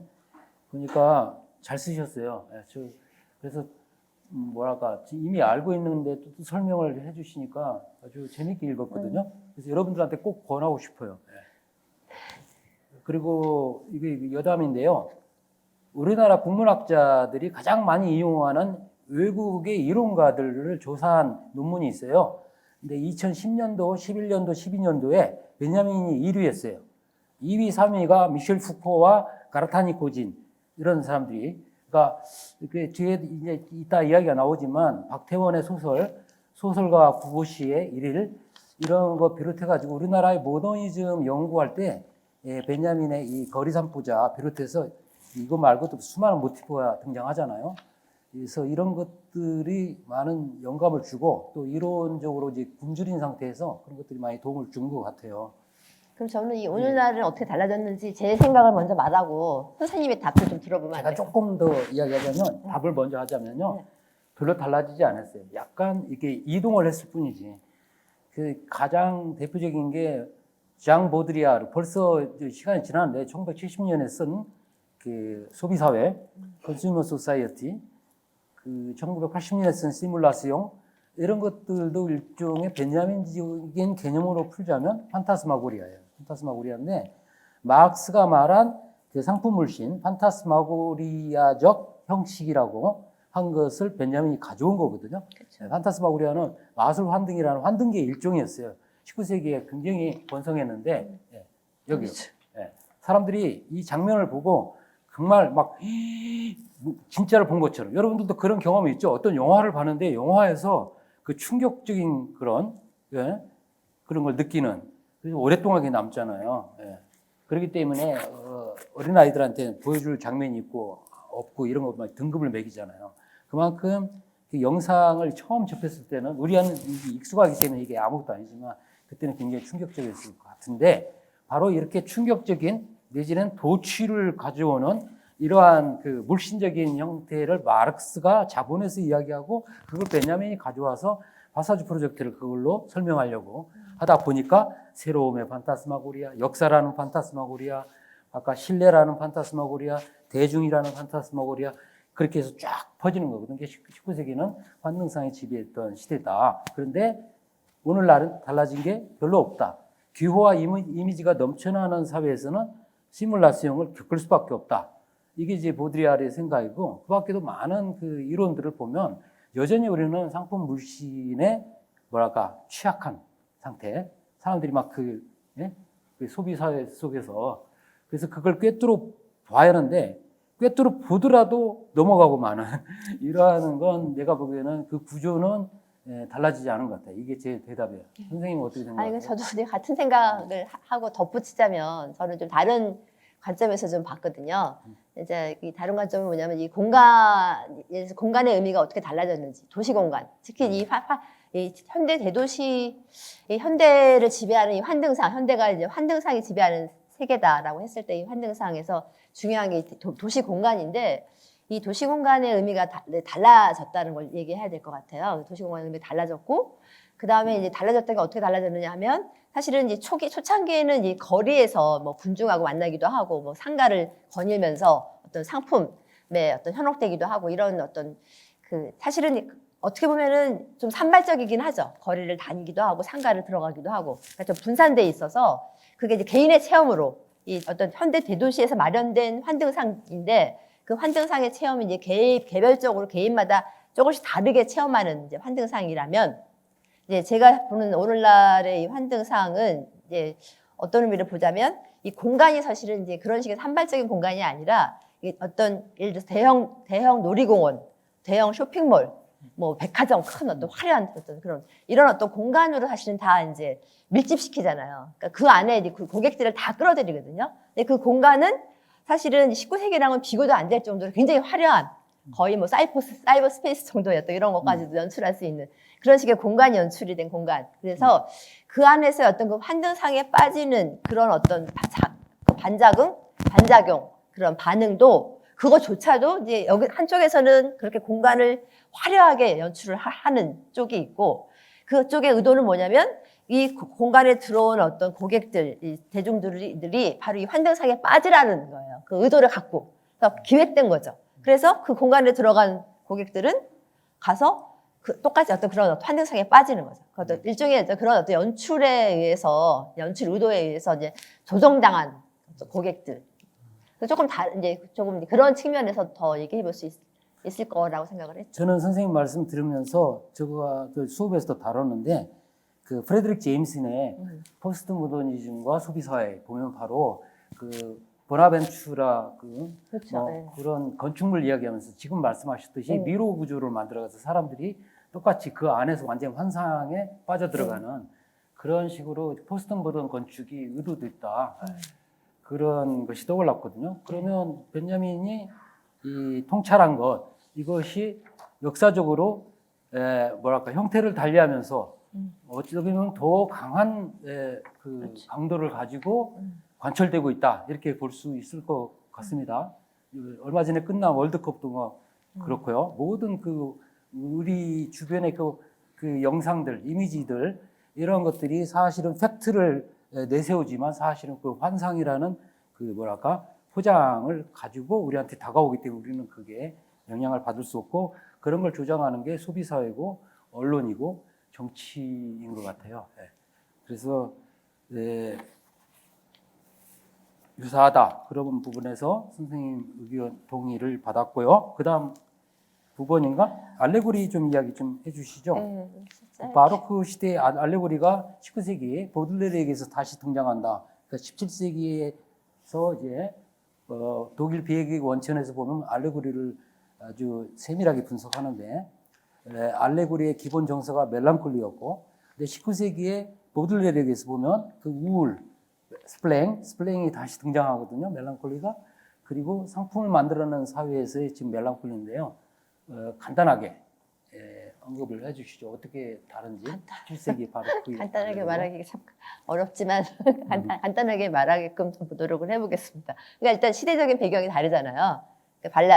바로크 알레고리, 바로크 드라마의 알레고리는 이제 그 시대가 17세기가 뭐 페스트라는 대규모 전염병으로 많은 사람이 죽고 뭐 전쟁, 30년 전쟁이 있었고, 그러니까 이제 사실은 17세기까지도 여전히 이제 종교적인 구원이라는 어떤 중심을 두고 있는 어떤 그런 종교적 세계관이 지배하고 있던 시기지만, 이 구원에 대한 확실성, 구원이 굉장히 불확실하겠어요.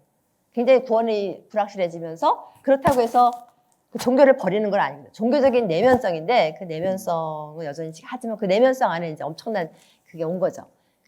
그러니까 그런 걸 배경으로 하고, 이제 보들레르의 경우에는 이제 어떤 상품 사회, 그러니까 부단히 새로운 게 만들어지지만 또 새로운 것이 사라지고, 그러니까 이제 항상 새롭지만 결국은 동일한 것이다. 그러니까 이제 보들레르가 그 백조라는 시에서 말한 것처럼 뭐 파리는 항상 변한다. 그때 막 오스만 도시개발도 이루어지고 하잖아요. 그러니까 변하지만 내 마음속에 우울은 변하지 않는다. 뭐 이러면서 이제 그러면 그 때문에 나한테 남은 거는 이제 뭐 모든 것들은 나한테 알레고리다. 뭐 이렇게 말을 하고 있으니까 이제 그 알레고리가 탄생한 시대 또는 그 작가의 어떤 그런 경험이 물론 다르다는 게 있고, 그다음에 하나를 더 말하자면 이제 바로크의 알레고리는 하나의 관습적인 표현 양식을 따온 거예요. 그 당시 하나의 알레고리라고 하는 게 그 시대 어떤 그 예술적인 형식으로 어떤 관습적으로 사용되고 있는 형식이었기 때문에 그걸 따와서 사용한 거라면, 바로 보들레르의 알레고리는 누구도 이제 알레고리는 좀 상징보다 열등하다 그래가지고 이제 사용하지 않았던 걸 갖고 온, 그거 갖고 온 만큼 보들레르의 알레고리의 경우는 알레고리가 원래 갖고 있던 그런 파괴적인 성향을 이제 바로크 때보다 훨씬 더 강하게 드러낸다라고 하는 게 있고, 마지막으로 하나만 얘기하면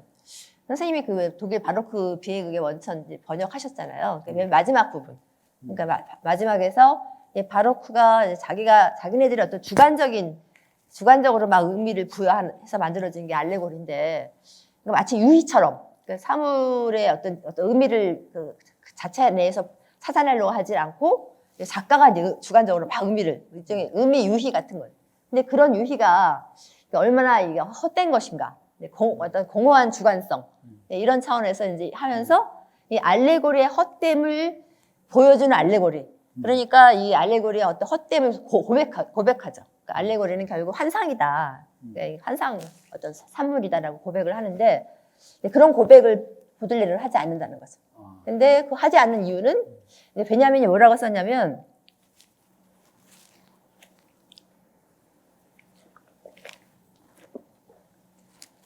제가 정확한 구절이 생각이 안 나는데 그 알레고리라고 하는 게 왜 사물을 가치가 원래 없는 걸로 만들어 버리잖아요. 사물의 가치가 탈가치화. 그래서 이제 그 탈가치화된 사물에다가 작가가 자기 멋대로 이제 어떤 의미를 부여하는 건데.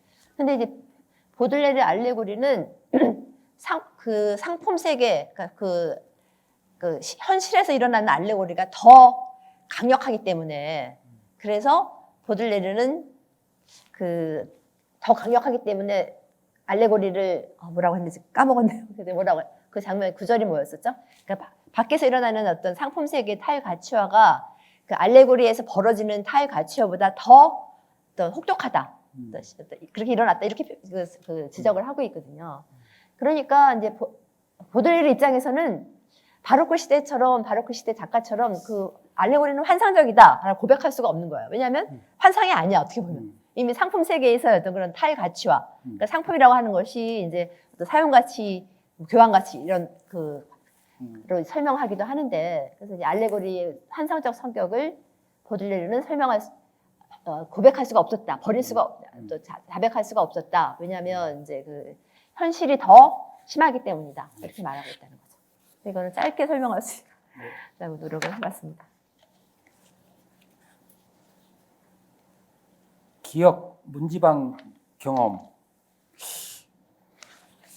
읽어볼게요. 베를린 유니버시티 이제 4장입니다. 벤자민 사유 전체의 핵심 역할을 하는 기억 모티프가 중요하게 작용하는 것 같습니다. 이 기억 모티프는 그의 사유 여러 군데에 등장하는 문지방 경험과도 연관되는데 현대에 들어 이 위축되기 시작한 이 문지방 경험이 왜 중요한지 설명을 해주시면 좋겠습니다. 그러니까 문지방은 경계와는 달리 역동적인 중간지대라고 설명을 하시는데 이게 베냐민 말이죠.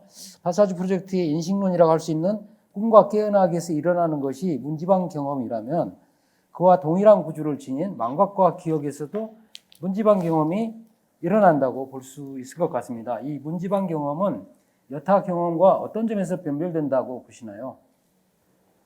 더불어서 카프카, 프루스트와 같은 작가에서 이게 문지방 경험이 작동하는 양상을 간략하게 설명해 주시죠. 질문이 한 질문에 많이 들어있네요. 근데 이제 문지방 경험이 현대 첫 번째 이건가? 현대에 들어 위축된 이 문지방 경험이 왜 중요하냐? 이거를 그냥 그러니까 새로운 것과 옛날 것, 그러니까 도시도 왜 계속 변화하면서 옛날 것이 새 것으로 대체가 되잖아요. 근데 이 새 것과 옛 것의 교체가 빨리 일어나게 되면 사람들은 옛 것에 빨리 그만큼 더 빠르게 잊어버리죠.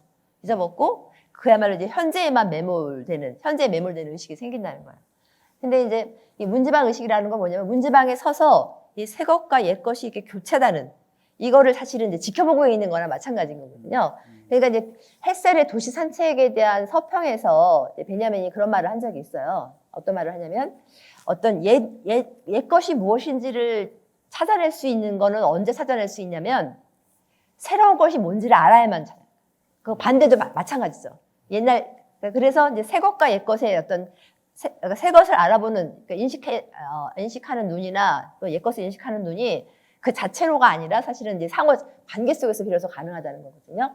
그러니까 이제 문지방에 있을 때 비로소 옛 것이 사라진 게 아니라 새 것 안에도 이렇게 침투해 있구나라고 하는 게 보이는 거고 문지방에 있을 때 이 새 것이 옛 것 안에 이미 또 예고되어 있구나라고 하는 것이 보인다는 거예요. 저는 이제 그런 의미로 이걸 해석을 했었거든요. 자, 이 문지방 경험, 그러니까 문턱, 여러분들이 어디 공간, 다른 공간으로 넘어갈 때 그 문턱이 있잖아요. 그걸 가리키거든요. 근데 벤자민이 체계적으로 서술은 안 했는데, 슈벨렌 에파흥이라고, 예로 든 것이 꿈에서 깨어나기예요. 그러니까 꿈에서 깨어나면 꿈이 사라집니까? 아니죠.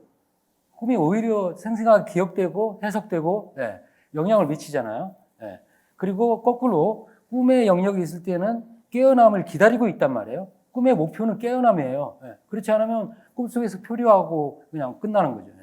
그렇기 때문에 그런 경험에서는 남아있다. 문지방 경험이. 그래서 그게 망각과 기억, 코페르니쿠스적 전환이라고 하잖아요.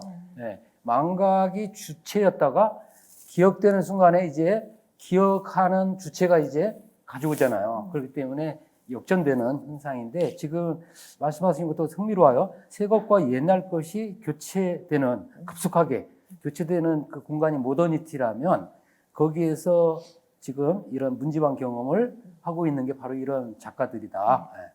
그런데 보통 사람들이 이런 걸 잘 의식을 못하죠. 예. 아, 옛것은 지나갔구나 이렇게 보는데 작가들은 현실주의자들이라든지 이런 사람들은 보들레르나 이런 사람들은 양쪽을 다 보기 때문에 누구보다도 강하게 문지방 경험을 하면서 그것의 의미를 지금 찾아내는 것 같은데 맞나요? 제가 지금 맞아요. 해석한 게?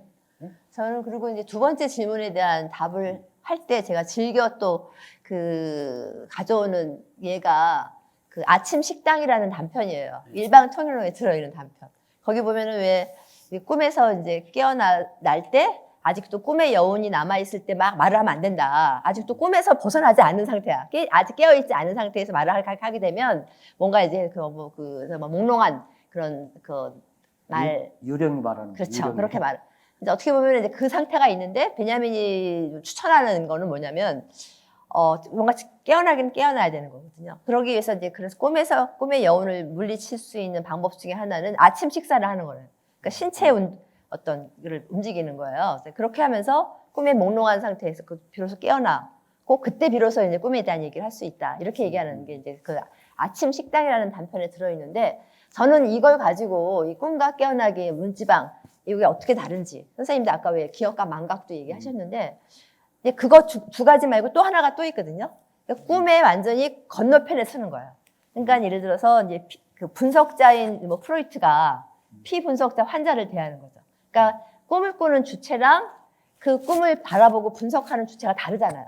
그러니까 같은 주체 안에서도 그럴 수 있거든요. 내가 꿈을 꿨지만 이 꿈을 완전히 나랑은 다른 상태, 다른 자아가 꿈인 것처럼 그렇게 바라볼 수도 있거든요.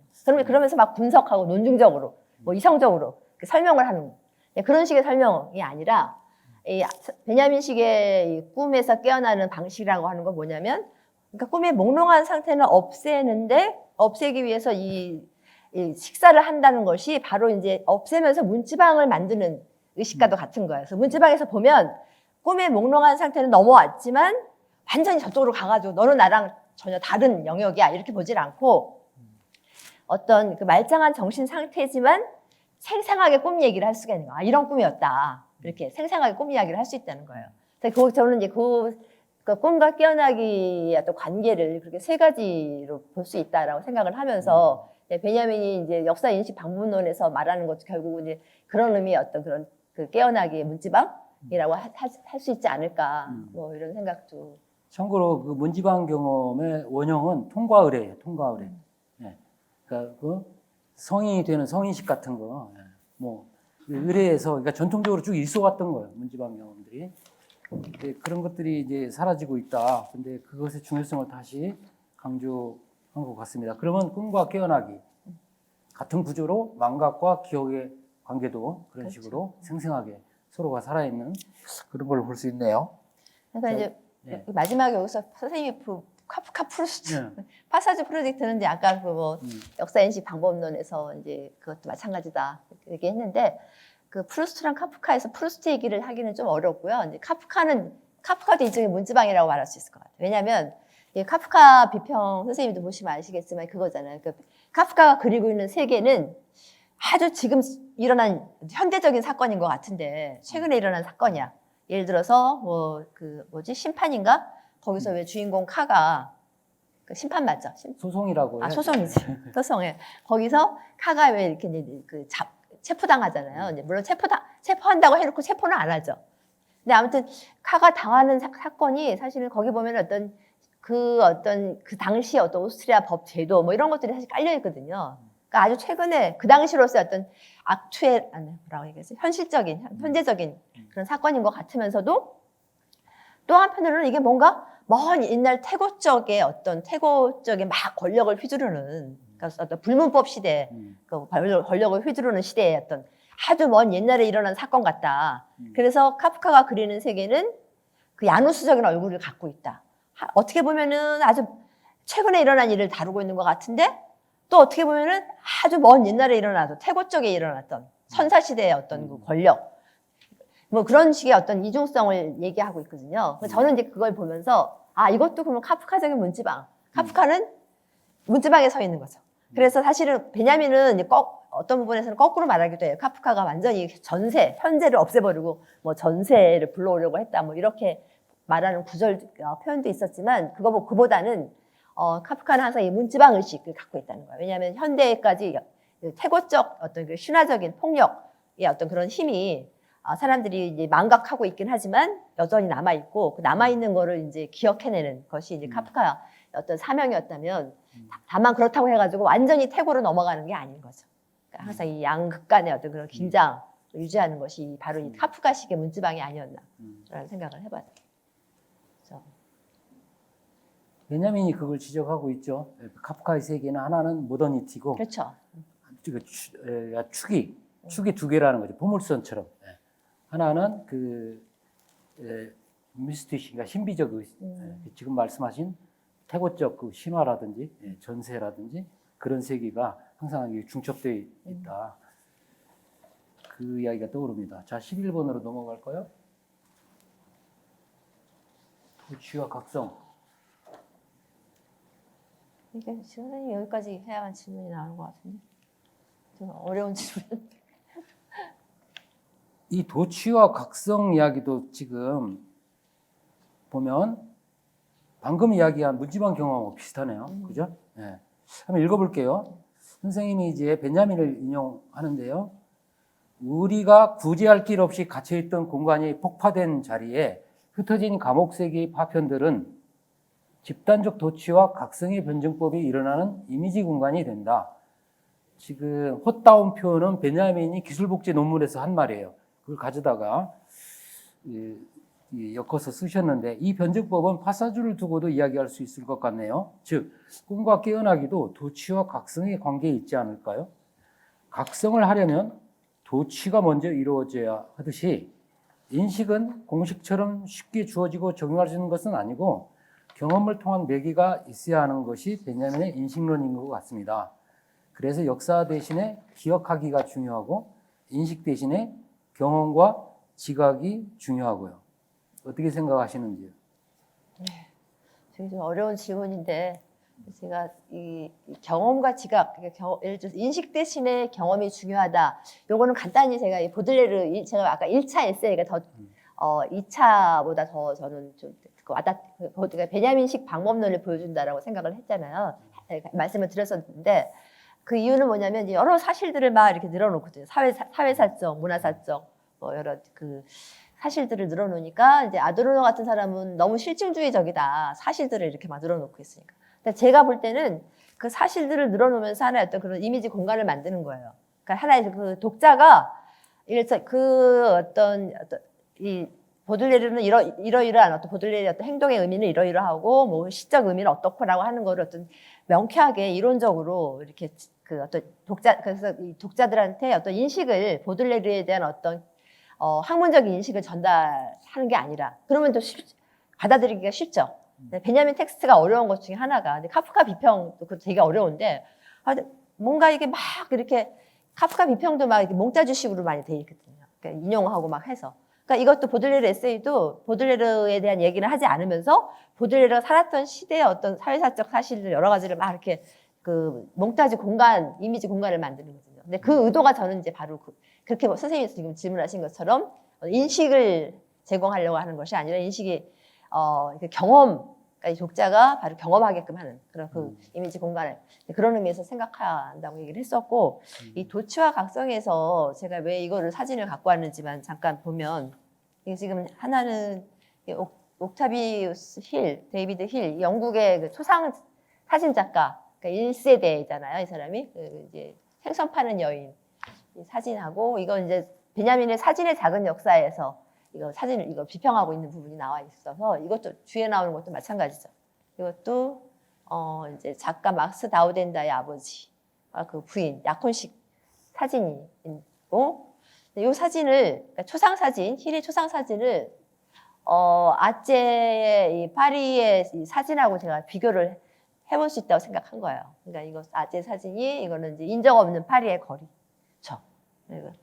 이제 예를 들면 이제 제가 결론부터 말하면 이 힐의 사진은 초상 사진은 이 관찰자로 하여금 뭔가 뭔가 끌려가는 듯한 그런 경험을 가능하게 해요. 이 여인은 누구였을까? 과거에 이름 알 수 없는 여인.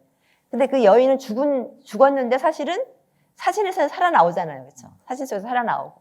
그러니까 그리고 또 하나는 이제 뒤에 나오는 이 약혼녀의 사진도 이 약혼녀가 나중에 자살을 하거든요. 결혼하고 나서 아이를 6명을 낳고 나서 자살을 하는데 이제 뭐 베냐민식의 비평에 따르면 이 약혼녀의 지금 눈길을 보면 지금 눈길이 뭔가 옆으로 비껴 서 있다는 거잖아요. 이 세상 사람이 아닌 것 같은 이런 눈길. 그러니까 이제 과거의 어떤 디테일 속에서 어떤 미래를 예고하고 있는 그런 부분을 이제 본다는 거잖아요.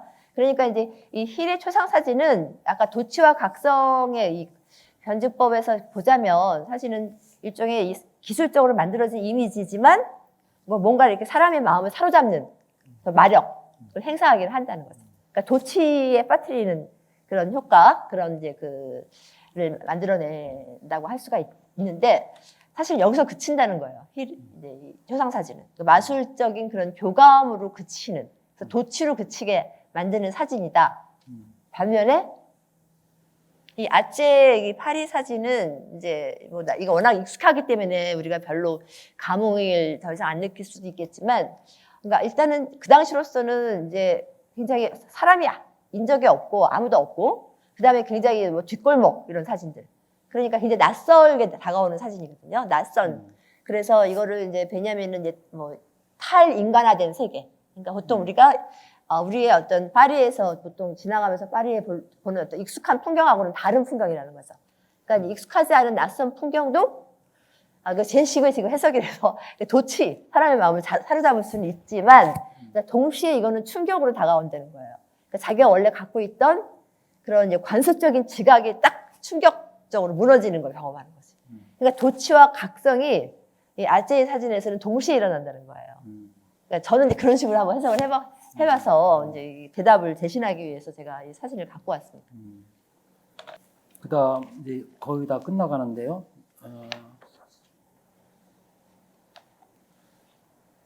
12번인가요? 네.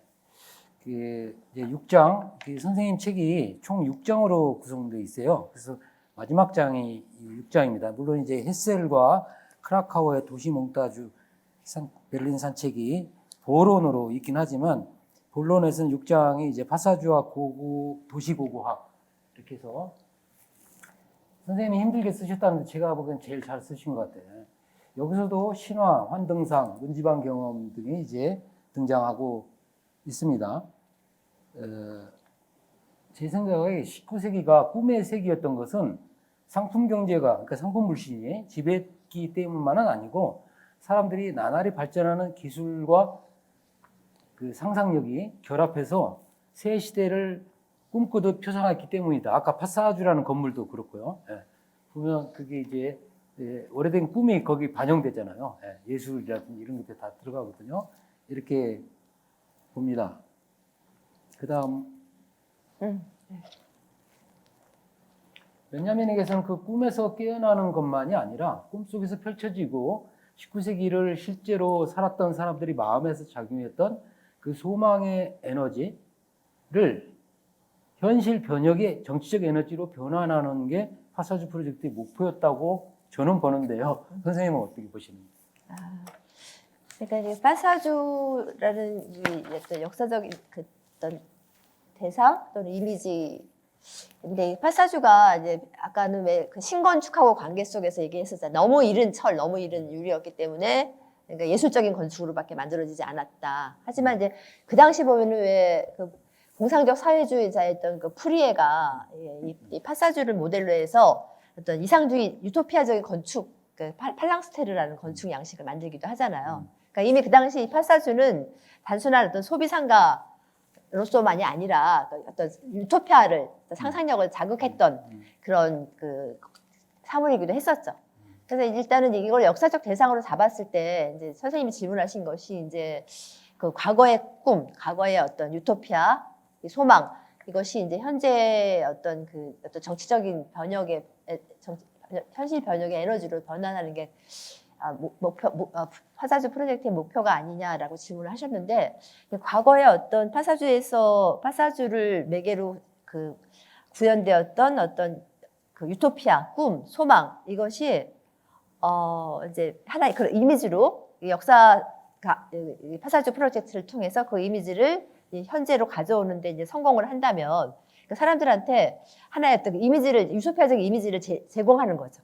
근데 저는 이제 제 질문 답변이 지금 조금 꼬였는데, 그러니까 베냐민은 어떤 단어가 생각이 나냐면 분명히 이제 그런 측면이 있다고 생각해요. 현실 변혁의 에너지가 될 수 있다. 소망의 에너지, 이런 과거로부터 끌어온 이런 소망 이미지가 현실의 어떤 그런 변혁을 하려고 하는 어떤 그런 에너지로 작용할 수 있다라고 하는 걸 베냐민이 한 표현 중에 보면 왜 그거 있잖아요. 선생님들 아실 것 같은데, 그러니까 어린아이가 왜 달을 막 손으로 잡으려고 막 하면서 달은 못 잡죠. 유토피아에 도달할 수는 없어요. 달을 잡으려고 막 하면서 그러니까 손으로 쥐는 법을 배운다는 거잖아요. 잡으려고 막 이렇게 하니까. 그러니까 이제 어떤 소망 이미지, 하나 유토피아적인 어떤 그런 이미지를 제시하면서 사람들로 하여금 잡고 싶은 어떤 열망을 불태우는데, 그렇다고 해서 그게 그대로 다 실현된다는 의미가 아니라 그 이미지에 어떤 힘입어서 정말 어떤 진짜 어떤 구체적인 어떤 현실을 변혁할 수 있는 또는 어떤 그런 행동의 변화를 끌어올 수 있는 이런 계기가 될 수 있지 않는가, 이렇게 연결시켜서 설명해 볼 수도 있을 것 같아요. 제 생각에는. 선생님은 흥미로운 좀 온건한 답변을 하신 것 같은데, 제가 너무 그 되바라지게 그 정치라는 이야기를 한 것 같아요. 근데 베냐민이 정치도 많이 강조하거든요. 정치가 역사에 우선한다. 그렇죠. 그러니까 파사주를 계속 연구하면서 그 베냐민이 그 연구했던 시절이 엄혹한 시절이었어요. 파시즘의 먹구름이 유럽을 지금 뒤덮고 있거든요. 그리고 지금 아까 대중이라는 판타스마고리아 말씀하셨듯이 그들이 지금 전쟁에 동원되는 대중, 나중에 이제 아까 이야기한 장 보드리아르의 그 소비사회, 오늘날의 소비대중, 이게 다 연결되는 꼴이고, 그렇기 때문에 가장 그 대중이 그 대도시에 처음 등장했을 때 그 눈먼 상태, 눈 멀었다고 하잖아요. 보들레르가 자신은 기벽이 있다고 자랑했는데 사실은 대중이 판타스마고리아 속에서 깨어나지 못하고 빠져들었다. 아까 지나가는 여인에게 시도 그렇고. 그래서 어쨌든 간에 그 잡는 법을 배운다. 달을 잡는 법을 배우는 어린아이가 있다면 성인들은 그걸 의식화해가지고, 그러니까 꿈에서 깨어나서 우리가 이런 시대를 살았구나. 그래서 무슨 말이냐면 그 베냐민이 지금 집어내는 게, 하나는 판타스마고리아고 거기에 매몰된 세계, 19세기 모든 문화, 다른 하나는 그것이 가지고 있는 지금 뭐랄까 생생한 욕망의 에너지, 유토피아의 소망의 에너지, 이 두 가지가 함께 있단 말이에요. 그렇죠. 그래서 판타스마고리아라는 거품을 걷어내고 이 오른쪽 긍정적인 에너지를 지금 살려내는 게 베냐민의 목표가 아니었나. 거기에 동의하시나요? 근데 저는 완전히 동의는 아니에요. 왜냐하면 이 베냐민의 정치에 대해서 조금 약간 좀 유보적인 생각을 하는 편이에요. 여기 결정적인 이제 차이가, 디퍼런스가 생겨나네요. 네. 그러니까 예를 들어서 이제 베냐민이 역사적 인식하고 정치적 행동하고 이 관계를 역사의 개념에 대하여서도 이야기를 하고 있는데, 그러니까 예를 들면 아까 왜 변증법적 이미지 제가 얘기할 때 얘기하지 못한 것 중에 하나가, 얘기했었나? 변증법적 이미지 안에서 그러니까 양극적인 긴장이 생기고, 그뿐 아니라 이 변증법적 이미지의 또 특징은 뭐냐면 이 이미지의 관찰자, 이미지를 제3자와의 관계 속에서도 관계를 만들려고 이제 조성하게끔 하는 힘이라는 거예요. 그게 이제 이미지의 역량 같은 거죠. 이미지의 역량이고, 그러니까 이미지의 관찰자는 그 이미지가 의미가 어떤 거다라고 의미를 해석하는 데 그치는 것이 아니라 그 이미지의 관계 속에서 나의 현실, 나의 현재를 바꾸는 어떤 그런 과제까지도 같이 동시에, 그러니까 이론과 실천이 사실은 굉장히 그 밀접하게 연관되어 있는 것이 변주법적 이미지라는 개념 안에 들어있는 거라고 할 수 있거든요. 그러니까 선생님이 그것을 동의하실 것 같은데, 근데 그런 의미에서 보면 이미 역사적인 인식, 변주법적 이미지로서 매개된 그 이 역사적 인식은 곧 또 어떻게 보면은 정치적인 이 관찰자 또는 역사가 처해 있는 어떤 현재적 상황, 또 현실적인 행위 공간 안에서 벌어지는 거라고 본다는 거예요. 그러니까 완전히 뭐 이거랑 다른 공간에서 벌어지는 게 아니라. 그러니까 베냐민의 경우는 항상 그 어떤 이론적인 문제랑 실천적인 문제를 따로따로 분리시키려고 했던 게 아니기 때문에 곧 베냐민식의 어떤 문제의식을 갖고 있는 또 베냐민식의 관점에서의 어떤 역사인식이라고 하는 것은 곧 정치적인 행위의 공간 속에서 벌어지는 거나 마찬가지다라고 하는 차원에서 말할 수가 있고, 그 다음에는 예를 들어서 변주법적 이미지로 갖게 된 그런 역사적 인식이 과연 정치적인 어떤 그런 행동, 지금 현재를 변화시키는 그 얼마만큼의 힘을, 그 에너지로 작용할 것인가. 저는 아까 좀 이제 그 온건하게 표현했다고 했잖아요. 근데 왜냐하면 베냐민의 표현 중에는 그런 표현이 있더라고요. 선생님도 아마 기억하실 것 같은데, 이 변주법적 에너지 이미지라고 하는 것은 과거를 뒤덮는 구전이다. 과거의 지평을 뒤덮는. 그러니까 구전이라는 게 왜 뭐 불덩어리 된 동그란 어떤 덩어리. 그래서 이 변주법적 이미지를 딱 봤더니 아, 과거에 사실 이런 시기였어. 이런 판타스마고리에 빠져 있는 시기였다. 그러니까 보통 사람들한테는 잊고 있었던 그런 과거의 어떤 그런 그 미봉의 측면이 이제 드러나는, 확 밝혀지는 거죠. 그러니까 과거의 어떤 지평이 밝혀지는 것을, 그 역할을 변주법적 이미지가 할 텐데, 사실은 이제 그 변주법적 이미지의 그 역할이 이제 현재도 마찬가지. 현재의 지평도 밝히죠, 동시에.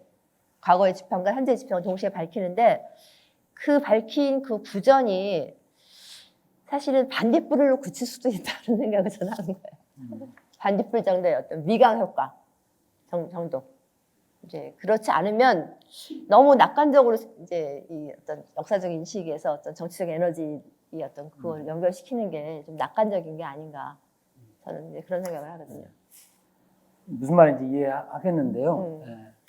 저는 이제 베냐민의 그 지금 유물론이랄까, 이게 역사인식론이 그 많은 그 막수주의자들, 유물론자들이 견지하고 있었던 이데올로기 비판적 시각과는 다른, 베냐민 자신이 말하기를 인간학적 유물론이라고 말을 했는데, 바로 이 19세기를 살았던 사람들의 지금 그 상태, 이것을 바라보면서 의식 수준에서의 비판, 이데올로기 비판으로 끝나는 게 아니라 그들이 이 피와 살을 갖고 살았거든요.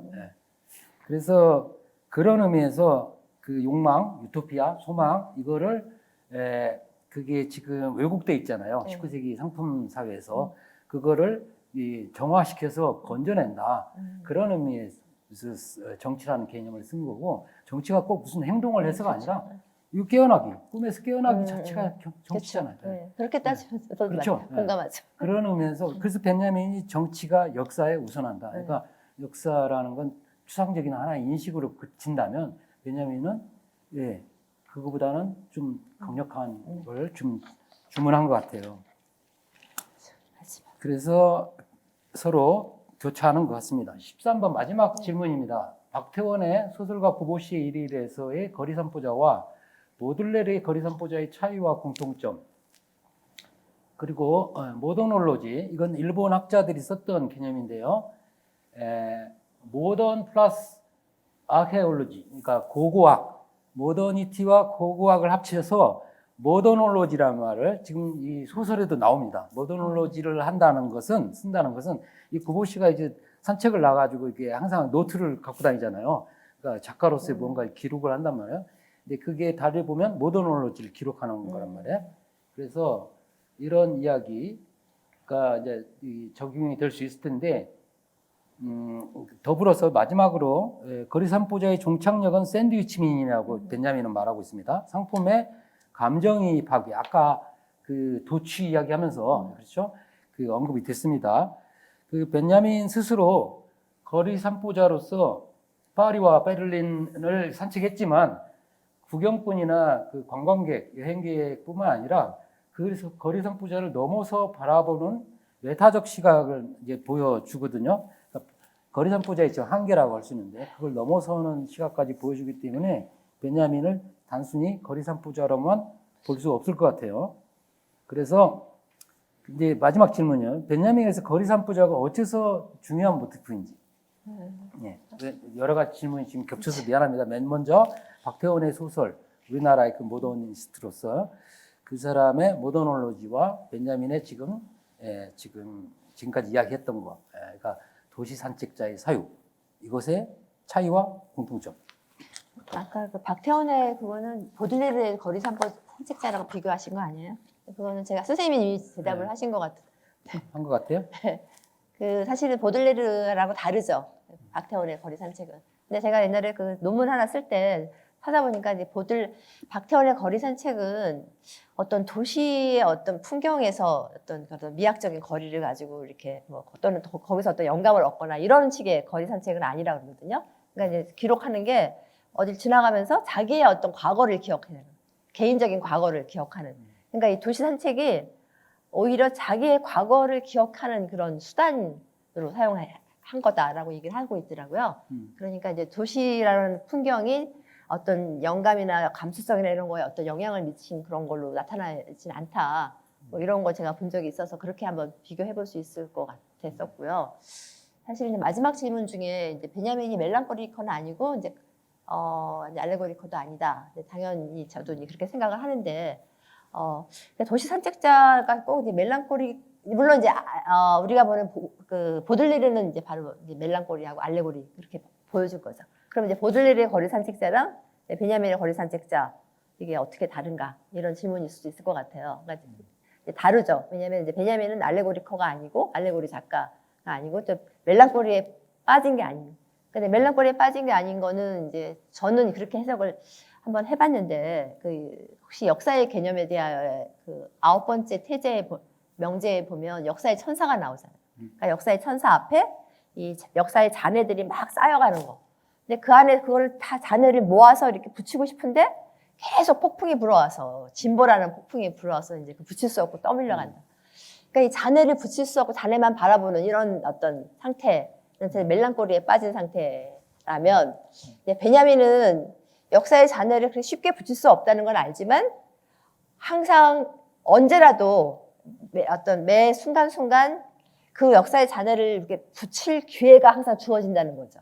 호시탐탐 어떤 게 적긴가, 적합한 어떤 순간인가라고 하는 걸 항상 생각하는 그 긴장. 그래서 항상 지금까지 이런 파편으로 이루어졌던 것을 접합하는 것은 이제 어떻게 보면 이제 그 순간 어떤 도약일 텐데 그 도약의 계기를 항상 그 호시탐탐 엿보는다는 그런 상태에서 보면 이제 멜랑콜리커라고 볼 수는 없다는 거고 알레고리 작가도 될 수가 없죠. 알레고리 작가는 이제 베냐민의 경우에 제가 이제 알레고리도 볼 때 파편을 얘기하는데 베냐민에게서 이 파편이라고 하는 것은 사실은 파편적인 이미지들은 단순히 파편이 아니고 사유의 파편이 아니고 우리가 그 안에서 우리가 베냐민식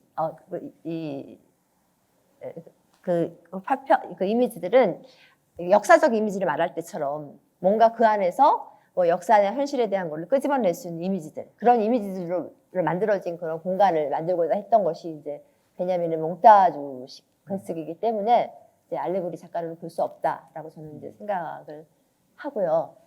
이제 마지막에 이제 거리 산책자가 왜 중요한 모티브인지는 제가 아까 첫 번째 질문에서 대답 못했던 거를 최종적으로 얘기를 하자면 제가 이제 도시 산책자 베냐민이 다뤘던 도시 산책자랑 베냐민이 똑같진 않다. 그러니까 보들레르도 아니고 보들레르를 넘어서고자 했고 초현실주의자도 아니고 넘어서고자 했고 그런 그들로부터 어떤 사유의 모티브 중요한 것들을 가지고 왔긴 했는데 그러면 그렇게 가져온 베냐민은 도시 산책자인가?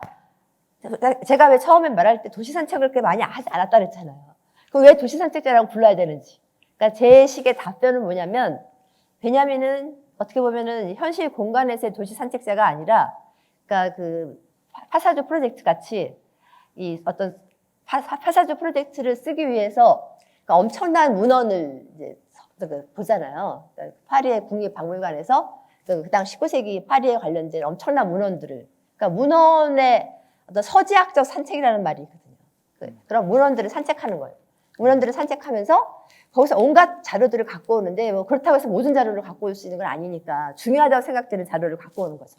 그런 산책을 통해서 그 이미지들을 예를 들어서 그 19세기를 설명하기에 적합하다고 생각, 또 단서가 될 만한 그런 이미지를 잡아내는 그런 어떤 그 이 산책자들이 보통 거리를 지나가다가 어떤 우연히 어떤 사물을 만났을 때랑 마찬가지 그런 어떤 정신적인 태도로서의 정신의 현존, 정신의 어떤 차림, 정신 차림 이것도 이제 도시 산책자의 특징으로 나타날 수 있다고 보고 있고요.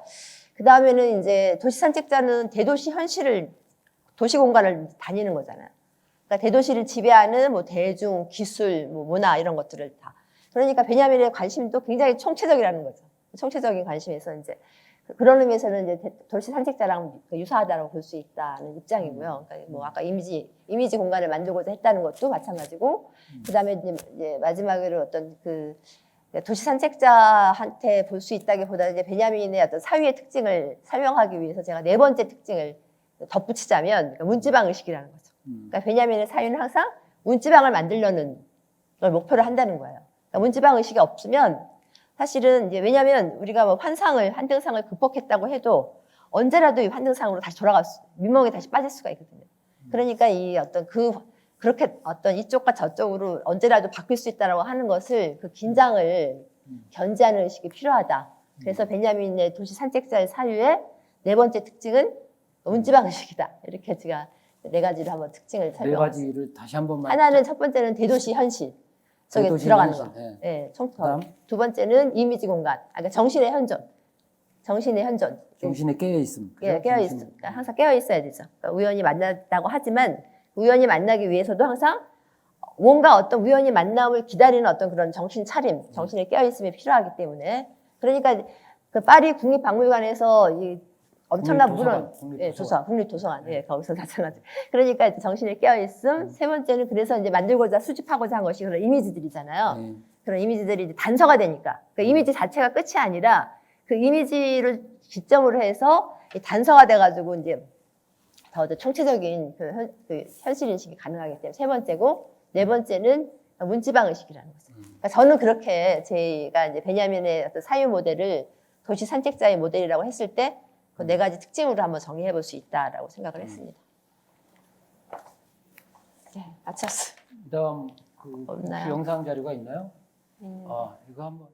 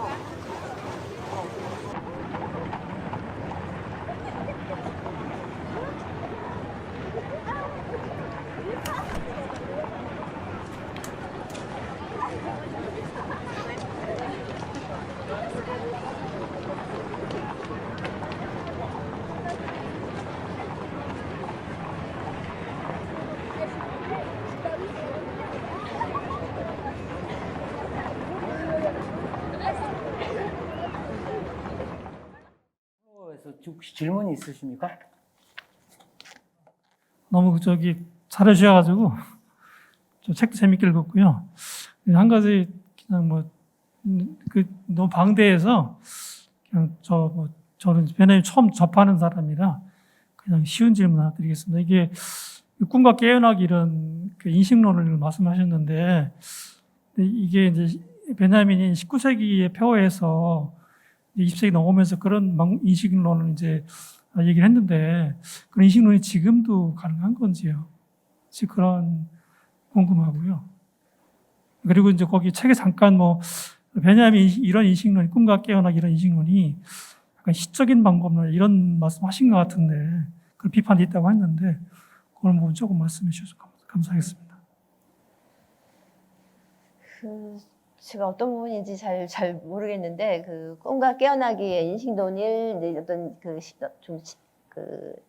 주관적이다 이런 비판이 있지 않느냐 제가 근데 그 부분을 말씀하시는 거죠. 네. 그러니까 사실은 이제 꿈과 깨어나기가 아까 제가 세 가지로 또 이렇게 나눠서 말을 하긴 했지만 굉장히 분명하게 그 인신론적으로 좀 분명한 거는 아까 왜 그 분석자랑 피분석자 그러니까 꿈과 깨어남 상태가 서로 달라서 이 분석자가 피분석자 상태를 이제 그 어떤 논증적으로 뭐 이론적으로 분석하는 이런 경우에는 굉장히 이제 그 어떤 거기서 추구하는 인식이 분명하다고 할 수 있을 텐데 예를 들어서 그런 상태가 아닌 문지방에서는 그 꿈을 사실은 이제 다 생생하게 기억해내는 거잖아요. 그럼 그 기억해낸 꿈을 가지고 뭘 하겠다는 건지. 베냐민도 그 표현을 쓰긴 쓰죠. 꿈을 그 페어 베르텐이라고 돼 있는데 그걸 번역을 어떻게 해야 될지 모르겠네요. 꿈을 뭐 활용하기? 꿈의 요소들. 네, 활용하기. 그러니까 꿈의 요소들을 활용하기. 근데 거기에 대해서 꿈의 요소들을 그럼 어떻게 활용할 것이냐라고 하는 것에 대한 어떤 구체적인 그 방법론 이런 얘기를 사실 하지 않고 있다고 저는 봤기 때문에 아마 그렇게 썼던 것 같아요. 근데 베냐민 이론을 우리가 다루잖아요. 그 이제 후기의 인식론의 핵심을 꿈과 깨어나기라고 스스로도 말하고 그걸 가지고 연구를 하잖아요. 그렇기 때문에 그것이 오늘날에도 가능한가? 그건 무슨 말이냐면 베냐민이 오늘날 필요하냐? 그렇죠. 필요 없지 않냐? 이런 말이랑 똑같아요. 그러니까 지금까지 우리가 2시간 동안 대담한 게 꿈과 깨어나기 지금 그 구조를 들여다본 거거든요. 문지방 의식이라든지 도취라든지 각성이라든지 이런 모든 게. 그렇기 때문에 그거는 2시간 동안의 강의 내용 전체입니다, 지금. 그래서 가능한 게 아니라 이게 핵심이라는 거예요. 꿈과 깨어나기로 인식론을 써야 한다.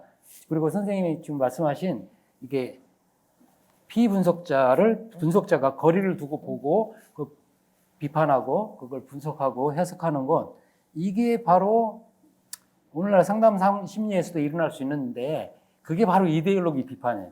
근데 베냐민은 지금 여기서 스스로 지금 깨어나는 걸 지금 이야기하잖아요. 그렇게 거리를 두고 분석하는 분석자 태도가 아니고 그렇기 때문에 각자 깨어나야 한다. 스스로 이걸. 그런 주문이라고 저는 생각해요.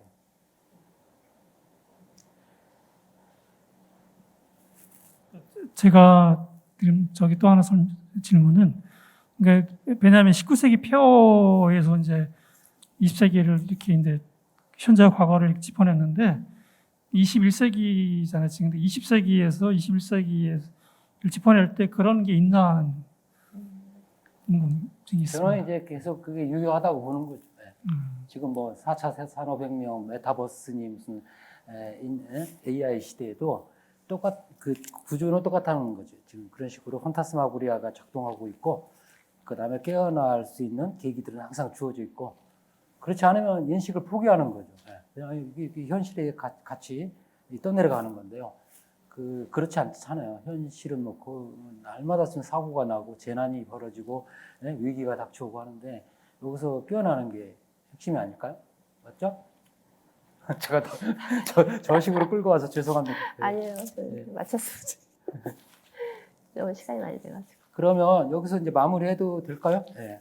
오늘 수고 많으셨고요. 선생님하고는 대학원 동기였는데 오늘 여러 가지 또 흥미로운 걸 많이 경험을 했고요. 미세한 차이도 발견하면서 생각할 거리를 많이 얻어간 것 같아서 저로서는 유익했습니다. 선생님은 또 최종적으로 한마디 하시죠. 아니 저는 이제 선생님하고 사실 오랫동안 이제 베냐민 번역도 많이 하고 했는데 생각해봤더니 베냐민에 대해서 이렇게 토론을 한 적은 없는 것 같아요. 그냥 베냐민 번역 같이 하면서 뭐 이렇게 논의를 했었지만 선생님도 워낙 또 베냐민 수업도 많이 하시고 번역도 많이 하시고 이제 연구서도 많이 논문도 많이 쓰시고 해서 선생님이 쓰신 기억의 정치학이라는 책도 굉장히 어떤 베냐민에 대한 총체적인 그런 이해를 돕는 책이라서 굉장히 유용한 책인데 선생님은 이제 그 책이 5년 그 전에 쓰신 책이라 그래가지고 그래서 아무튼 이번 기회에 선생님 질문을 제가 답변을 준비하면서 보니까 역시 이제 선생님의 또 질문, 또 똑똑한 질문, 답변을 준비하다 보니까 저도 약간 베냐민에 대한 이해가 조금 더 똑똑해진 것 같다는 생각은 들었었어요. 그런 의미에서 선생님의 질문이 좋은 질문이었다라는 생각이 듭니다. 그래서 이상 해서 마치겠습니다. 감사합니다. 감사합니다.